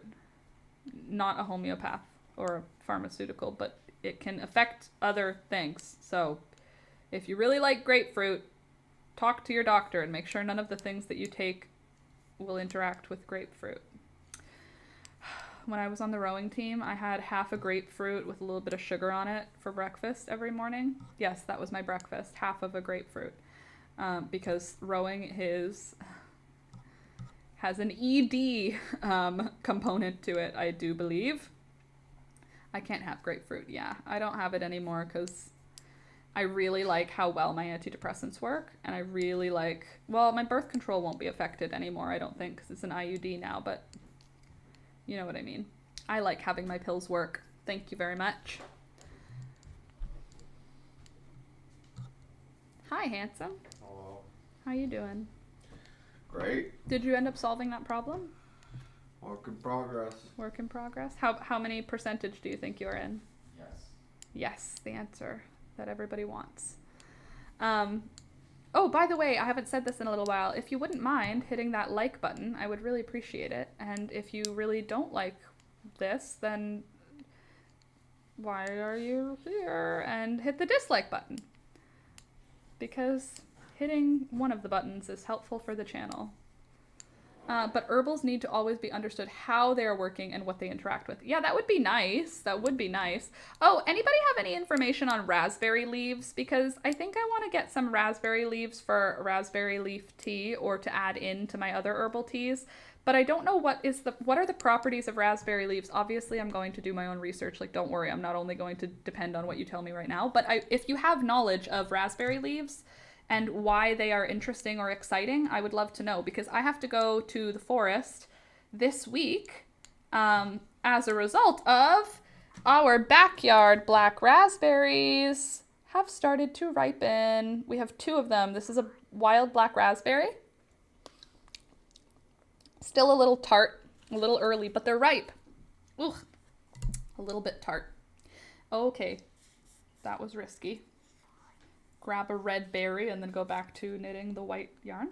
Okay. But I'm going to go to the forest to harvest berries in the next week or so as they ripen, obviously. St. John's wort. What's natural? St. John's wort. I'm growing that. I have that somewhere in my backyard growing. I don't know. Yes, it's not tasty. What, raspberry leaves? Not tasty? Or St. John's wort, not tasty. But what I'm trying to say, I have to go to the forest to collect raspberries, black raspberries, for they're only ripe for like a month, 2 weeks to 3 weeks. They're going to be available, and then they're gone again for next year. So I'm going to start collecting them again, like I did last year. Oh, it's an SSRI, really? I shan't be screwing around with it. I have my very own SSRIs that work so effectively. I do not need any additional SSRI help at this time. Thank you, St. John's wort. I bought it because it was $1 at the end of last season, and I was like, that's what I did. I went.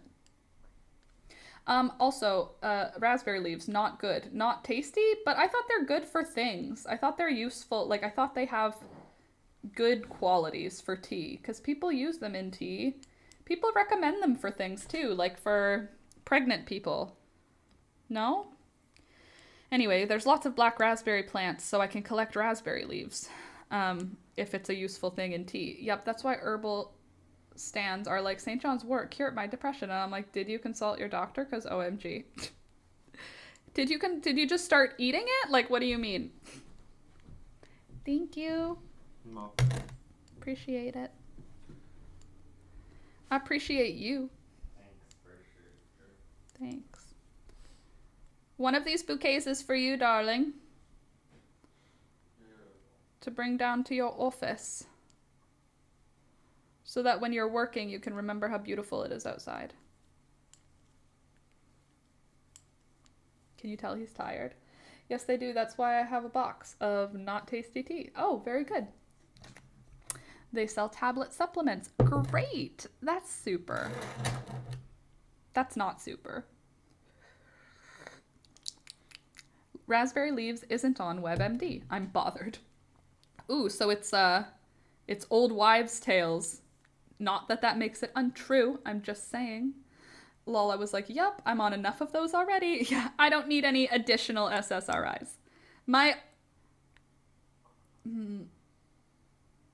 I'm trying to think. It's a something reuptake inhibitor, right? What's the SS in SSRI, Alex? Serotonin something inhibitors. Reuptake inhibitor. For those of you that don't know, antidepressants don't make you happy. They just make you have a harder time dissolving the hormone that creates happiness. They inhibit the reuptake of your serotonin. Therefore, when you're happy and your brain dissolves the happy hormone and reabsorbs it like it usually would, it reabsorbs it slightly slower. It inhibits your body from reuptaking the serotonin. Therefore, the serotonin floats around in your brain for an extra few minutes and you feel slightly less depressed. But you don't get happy feelings. It doesn't give you happy feelings. It just makes it a little bit harder for your body to dissolve the happy feelings that you generate naturally. Which is good to know, because when I started antidepressants, I was like, I'm going to be on drugs. You know what I mean? Like, I don't want to feel like I'm fake happy. You're not fake happy. It just makes your body dissolve your happy chemicals slightly slower. It doesn't make you fake happy. The happiness you feel will be happiness you would have feeled. It increases the serotonin levels soaking your brain so your brain doesn't want to die so bad. Yeah, exactly. Add in some Wellbutrin, and then you'll still be able to have sex too, which is like great. For those of you that don't know about Wellbutrin, I don't know about it either. I'm just on it. But it's an anti-anxiety that pairs well with this antidepressant, because antidepressants can often reduce your sex drive, reduce your stamina, reduce all of that stuff. It just makes you less interested. It's not that, like, your brain knows you want to do it, but your body does not have any interest. And that can be really difficult for a relationship when suddenly you have no desire to be touched. So I had a consultation with my doctor a couple of years ago, and I said as much. I said, like, I'm in my early 20s. I don't want this time of my life to be, like, not interested. This is probably the most interesting time, you know? So yeah, Wellbutrin, it does something. I think it's a stimulant, but I don't know. It starts with meth. So yeah, it should be a stimulant. Like the chemical name is like meth something. So anyway, Wellbutrin, highly recommend for people who have the same exact depression, anxiety symptoms as me. How about that? Me right now, but it's not my meds. I'm just having an intense ace bout. Yeah, well, can't say that Wellbutrin will fix that because that's a little different, but at the same time, if the anxiety and depression are bringing on those bouts, then maybe. Again, very much not a doctor, but Wellbutrin has been something that I have found to be very useful for me, personally. Wellbutrin is just a different antidepressant. Yeah, but you use it in conjunction with the other antidepressant. It's not on its own. Like, or maybe it is for some people, but with my doctor, how my doctor explained it to me was it will counteract the parts of the antidepressant that make you tired and, like, you know? Yeah, no, it's a gender and orientation thing for me. Yes, thank you for having the words that I didn't have. Gender and orientation. Sometimes I know the way my heart feels about things, but my brain doesn't have the correct vocabulary to support. Just know that my heart is supportive. Aw, crap, I've tried it. I had vertigo for 3 weeks. Really? Yuck. Lol, I'm literally on Wellbutrin and Celexa. I used to have such a bad drive. I started Wellbutrin and it improved. I've never really noticed this until you're saying something now, though. Yeah, at first I didn't notice, and then it got to a point where I was like, oh, I haven't wanted any physical contact in a while. And when I spoke to my little sister about it, because chatting, she was like, oh yeah, that's like a thing. That's from antidepressants. And I was like, but they made me not want to die all the time. And then she was like, yeah, but they also affect other stuff. So talk to the doctor. So I talked to the doctor, and she was like, yeah, it's a side effect a lot of people deal with. And I was like, okay, maybe bring that up when you're prescribing it. Maybe be like, hey, keep an eye on your sex drive. Keep an eye on your literal physical, like, sensitivity. Like, my literal physical sensitivity was decreased. And I didn't even notice until it stopped being that way. But depression is worse than no sex drive. Like, the way I felt when I was depressed, I would take having no sex drive, but not feeling that way. But if I can add Wellbutrin and then add the sex drive and the feel, like, just like literal tactile feeling is different. Exactly. My brain and body were not connected. You know what? For a while, I guess I needed my brain to disconnect. So thank you, antidepressants. But yeah, it definitely disconnected parts of my brain and body, which were not great, because that's not what you want. Okay, I'm sorry. The more I hear about your doctor, the more I kind of hate her.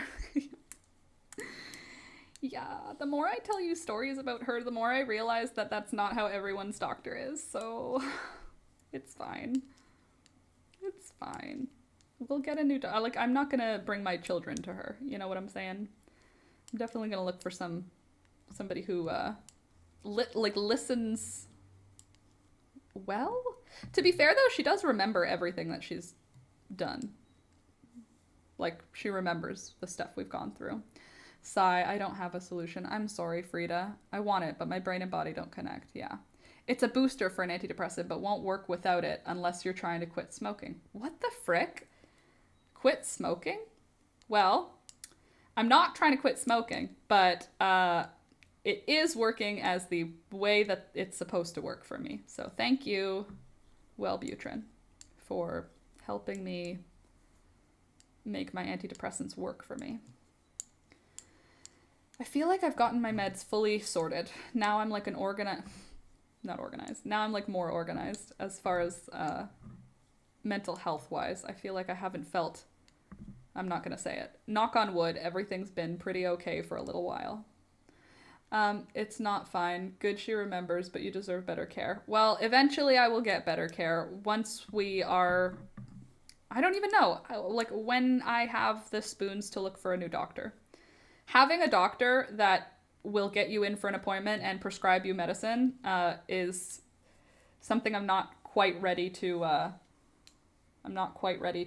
give up yet. So finding a new doctor is a little daunting.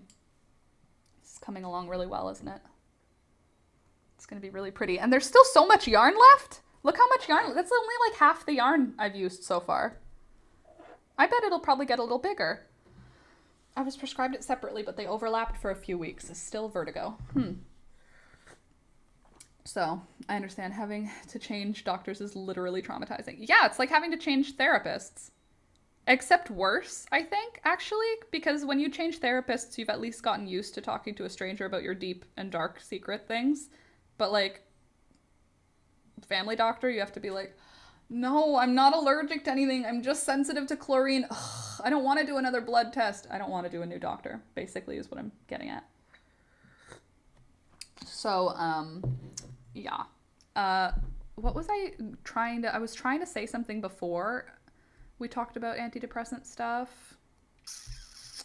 I've got these fantastic earbuds that remove shrill noise, calmer for flare. I was outside in the woods without music on yesterday. Ooh, interesting. That's cool. I'm terrified to talk to the new GP about my trans stuff. That's frustrating. And annoying. Because you have like a uterus, so they're going to like depend on, like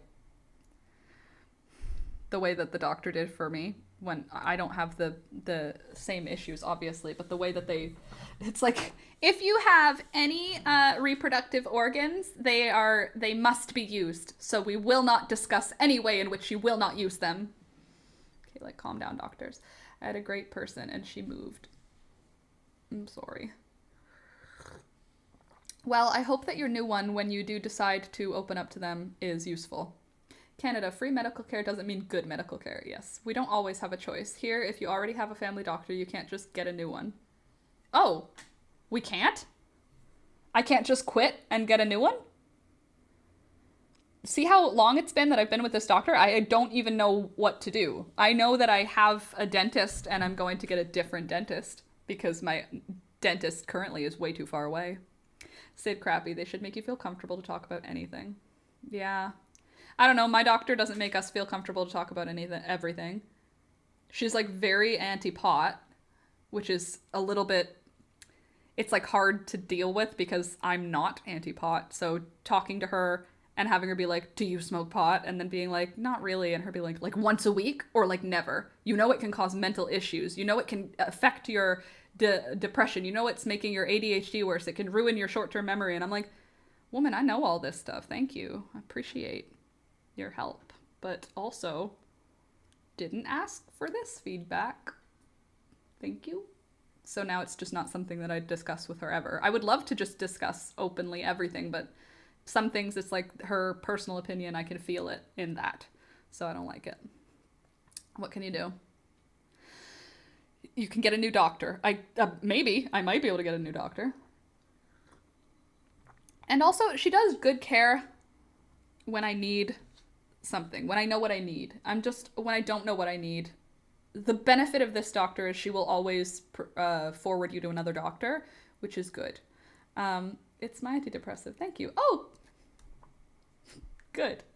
It's not that bad. Just use it responsibly. Like, is she bent about alcohol too, or just smoking? And not smoking cigarettes. It's just cannabis. She is very, very against cannabis. And she won't say, like, I'm very against cannabis, obviously, because that would be like, she can't. It's a medicine for some people. But she's very against it being used recreationally. And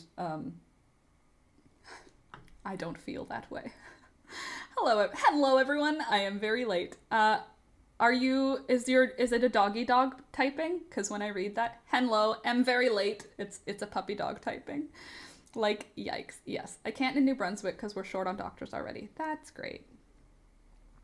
I roll my eyes at your New Brunswick doctor system.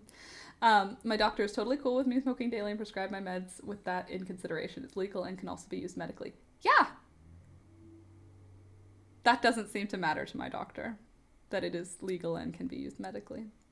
But maybe she's had horror stories. I mean, like, I consider it similar to alcohol in my body, the way that I would not drive if I had drank alcohol. I would not drive if I used cannabis. I would not operate heavy machinery if I drank alcohol. I would not operate heavy machinery if I was using cannabis. Like, I'm not going to do, like, I'm not going to stream using cannabis because I'm working.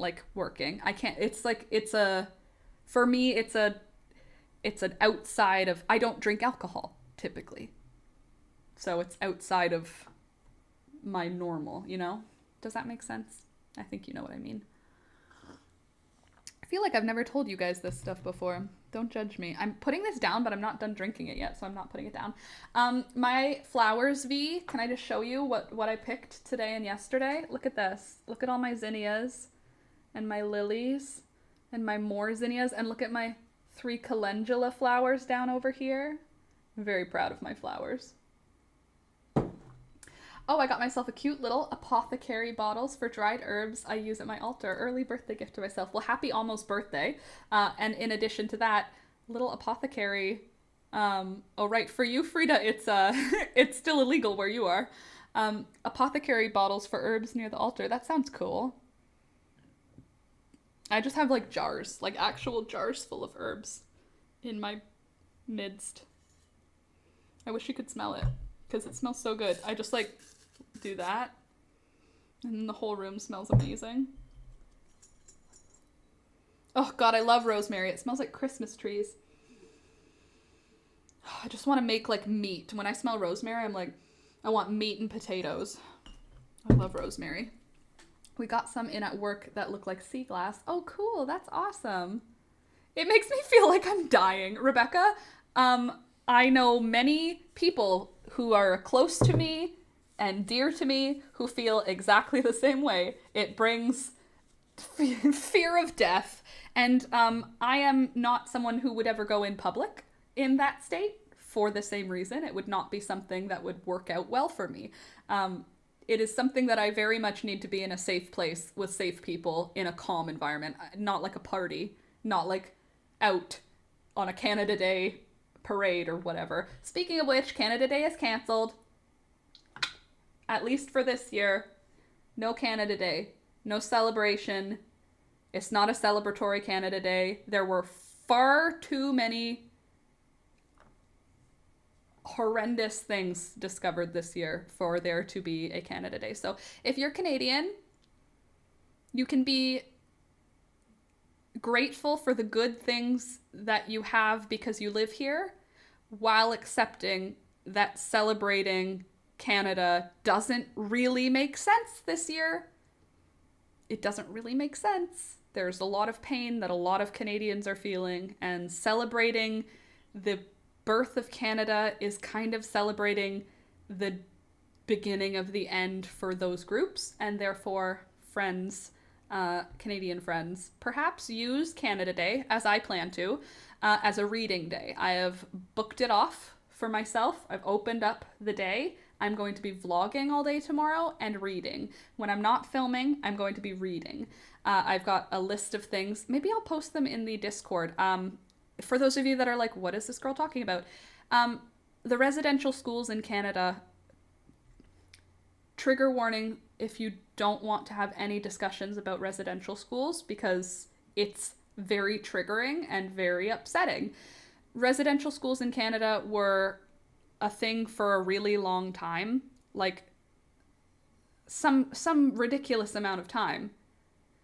I have to Google it now because my brain is telling me 700, but that's wrong. That's the number of children they found. For hundreds of years, 7 generations of people were taken from their homes as children and put into these these buildings called schools, and they were horribly treated in ways that are like concentration camp level things. They covered up a lot, and the Catholic Church covered up a lot. And like, there's a lot of older people in Canada who will say the residential schools were trying to do something good. Like, the intention was good, it just went wrong. The intention was never good. There are letters dating back to like, is it Mackenzie King? Alexander Mackenzie? Mackenzie King? Sorry, the Mackenzie King Bridge is the place named after him.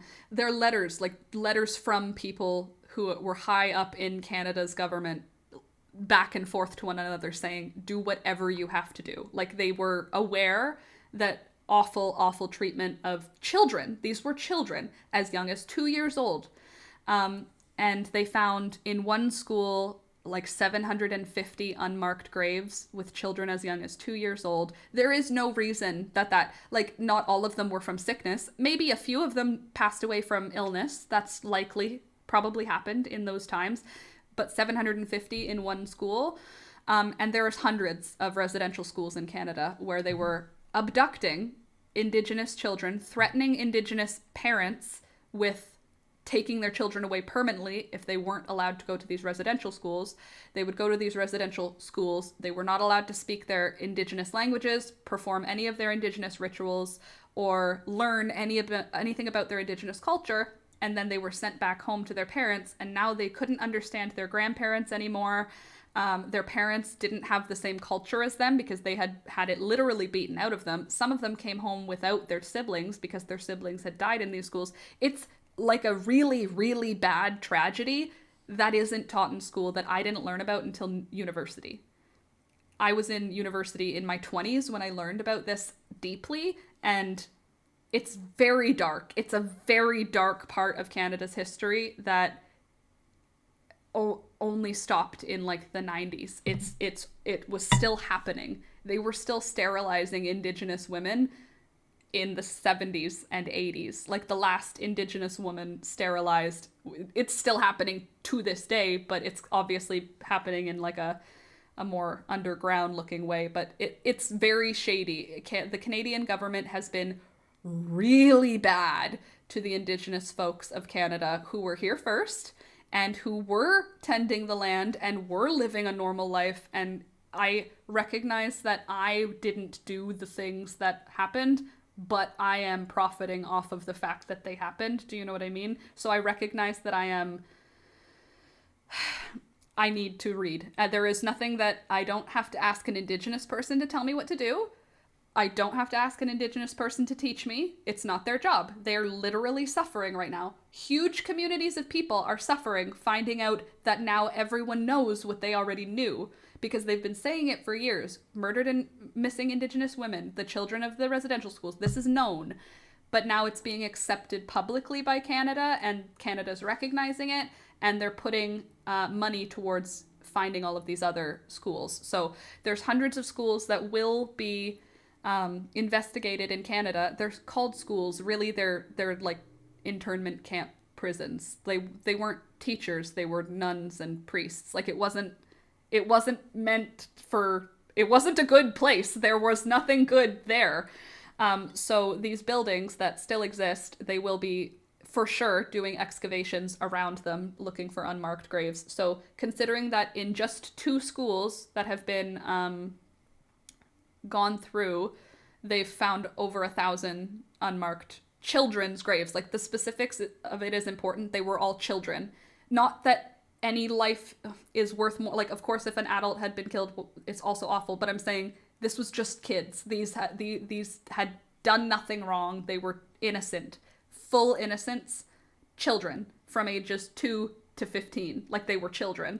So, over 1,000 children in just 2 schools, and there's hundreds of these schools. So in the next 5-10 years, there's going to be huge amounts of of children being returned to their families and their communities. Like, I don't even want to say like bodies or remains. I'm thinking of them as children. There will be children returned to their families.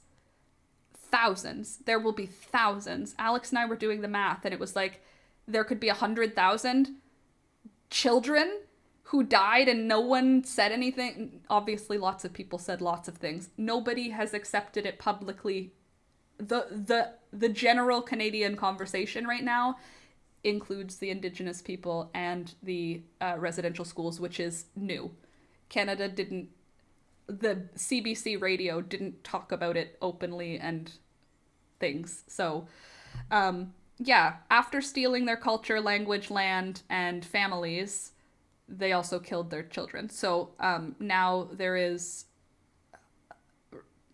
a point. This is a time when basically everything that I've read online and what I've been hearing through the news and through CBC has been having a lot of Indigenous voices on, which has been really heartbreaking. Because I can't understand. It's sad to me that all of those children died, but for the community members, it's their literal family that they are now being vindicated on what they had been saying. It's really painful and hard for the Indigenous communities. So it's kind of like when the George Floyd protests were happening, and it was like, you don't need to ask your Black friends how to be a better ally, you need to go be a better ally. That's kind of like what Canada's going through. It's like, you don't need to ask Indigenous people what you need to do to be better, you need to go figure out how to be better. So tomorrow, instead of Canada being the celebratory day, Canada Day is tomorrow, instead of that, I am going to be doing reading. Tomorrow is going to be a let's get a little bit more information. They covered up a ton of deaths and molestations. They covered up all of them, Sid. All of the deaths and all of the molestations. And not just molestations, like hard R. They were really, really, like, they tried to destroy anything that was left that made those people Indigenous people, which is not surprising that now there are many Indigenous folks who really struggle. And there's still no running water in our northern communities. On top of destroying their land, culture, families, and lives, there's also no running water in those communities. It doesn't make sense.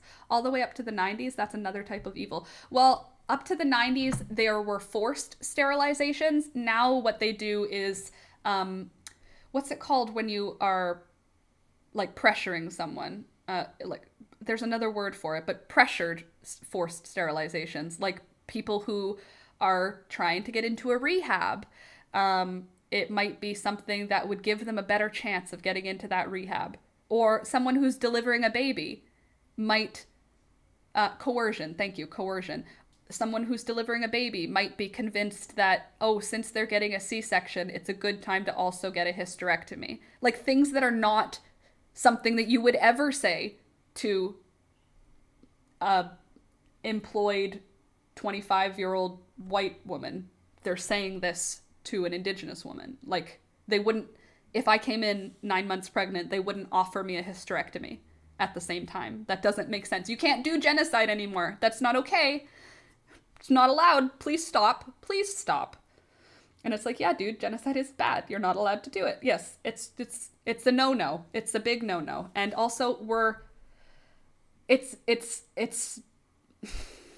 it's always been there, and it's like the veil of Canada as this shiny white country is breaking, and it's good that it's breaking, but it's also kind of like part of my childhood love of Canada is it's like I'm so disappointed that it wasn't taught. I'm so disappointed that I had to learn because I wanted to. This should have been something pounded into our heads. This should never happen again. Look, you're 11 years old. Imagine if you were coming home from school and you weren't bringing your brother because he's dead. Like, it should have been something that we knew young. Like, you think very young German kids know about World War II stuff? I would say yes. I would say they know that stuff is a stain on them for, not them, but you know what I mean? A stain on that history. This is a stain on, it's more than a stain, it's a blood stain. It's a big blood stain. Yeah, force those who don't want it and argue with those who do want their uterus out. It's all, yeah, it is. So, sorry for bringing in this really dark part to the stream, but it's important. And if you didn't know about it, I'm sorry that this is how you learn, because I am not an education source for this sort of stuff. I'm still learning about it all. I understand the basics, but the horror, the actual horror that went on in these places is, it's otherworldly. It's otherworldly that people could treat large groups of children in such a way. It's just, so tomorrow's going to be a reading day, basically. Canada Day for me this year is actually Indigenous Learning Day. Your story and others like it make me so thankful for my good teachers. Yeah. We need to learn about these things. I learned recently, I found a documentary. I have seen a few documentaries now with adult survivors. And it's like a lot of people who are in the older generation, like older people in Canada, don't feel tied to that at all. They don't see the connection to themselves, and therefore it's something like a, I don't know. It doesn't, I don't know if these huge numbers of murdered children, like that's what it is. They didn't die, they were killed. Those children wouldn't have died if they were at their homes with their families. So 700 children dying by murder after being abused, starved, all those things. Like, there's no way to argue that there was ever good intention. There, one murder in a school, good intention is now gone. 750 murders in a school? That's more than any serial killer ever. And it was the Catholic Church. So, and the government. So, we have free healthcare, but no respect for the Indigenous communities that lived here first. So, I don't know. I don't know what will help. I don't know what will make change. I don't know what will soothe the pain of this, because there isn't anything. If I found out the same thing, but it was my family instead of, like, if I was trying to put myself in an Indigenous person's shoes, I can't imagine how you would even begin to, how do you even, what, it's just like, I don't know what to say. There's nothing I can say that's right, because I'm not a knowledgeable person. I'm not a teacher for this. And yet, saying nothing is what's wrong. I will not be celebrating Canada Day this year. I will not be...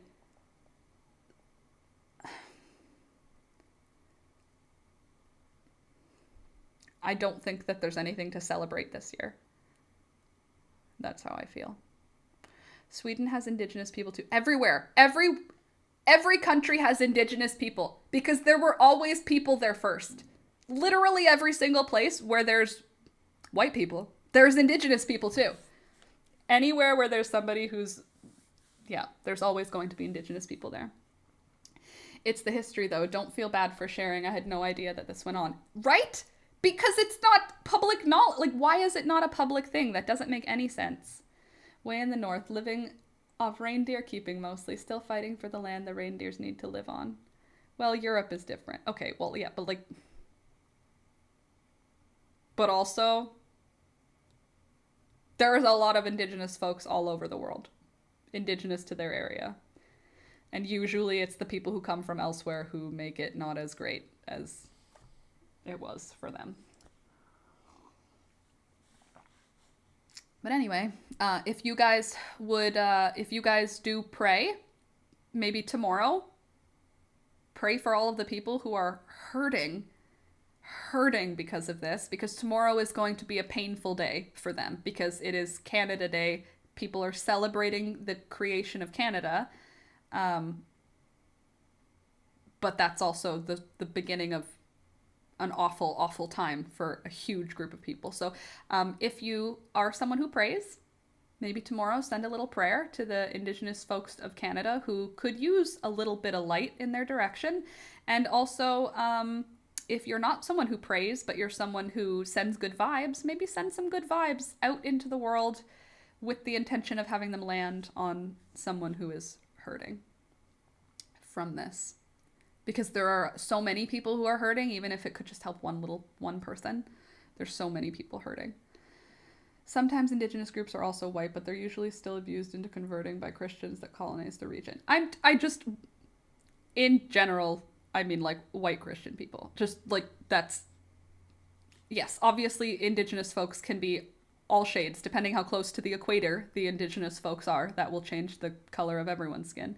But yes, that was ignorant to assume. Yes. Sending good vibes all the time. Louisa, that's good.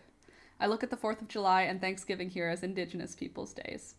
Canada Day is another. Well, I'd be fine if they changed it to Indigenous Peoples Day. I think we have an Indigenous Peoples Day, but I'd be fine if they changed Canada Day to that.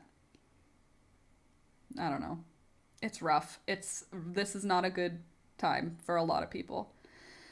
I do feel very blessed to be here because I have a good life, but I don't feel good about how. Like, I know I didn't personally do something to make this happen, but the life I live is based on the bricks that were laid before, you know? Oh, yes. Europe is different. Yes, I got it. Just lots of Indigenous Peoples Days to replace a bunch of invasion-related holidays. Christopher Columbus who? Why? Indigenous people. Just name them all Indigenous Peoples Day. There's 11 Indigenous Peoples Days every year.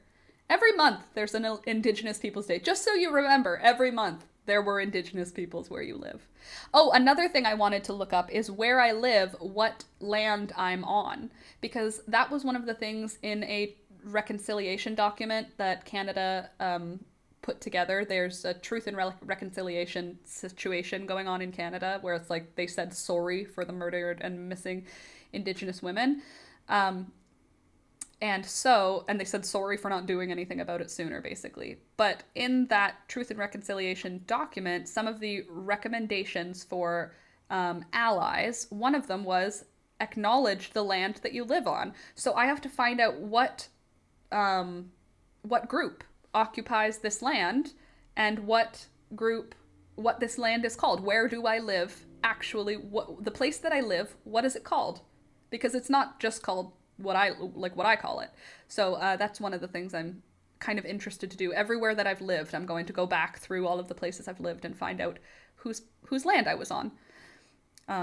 Because I think I should have already known that. I just think that makes sense to have already known. Like, I know at my university graduation, they did a land acknowledgement and a tribe acknowledgement, and they did a little prayer thing at the beginning. Yeah. I don't know. Cortez was bad news bears. He burnt the boats on his soldiers. Wrong Spanish asshole. Yeah. Lots of indigenous peoples days. Yeah, that would be nice. Well, it's a nice dark way to end the stream. Sorry.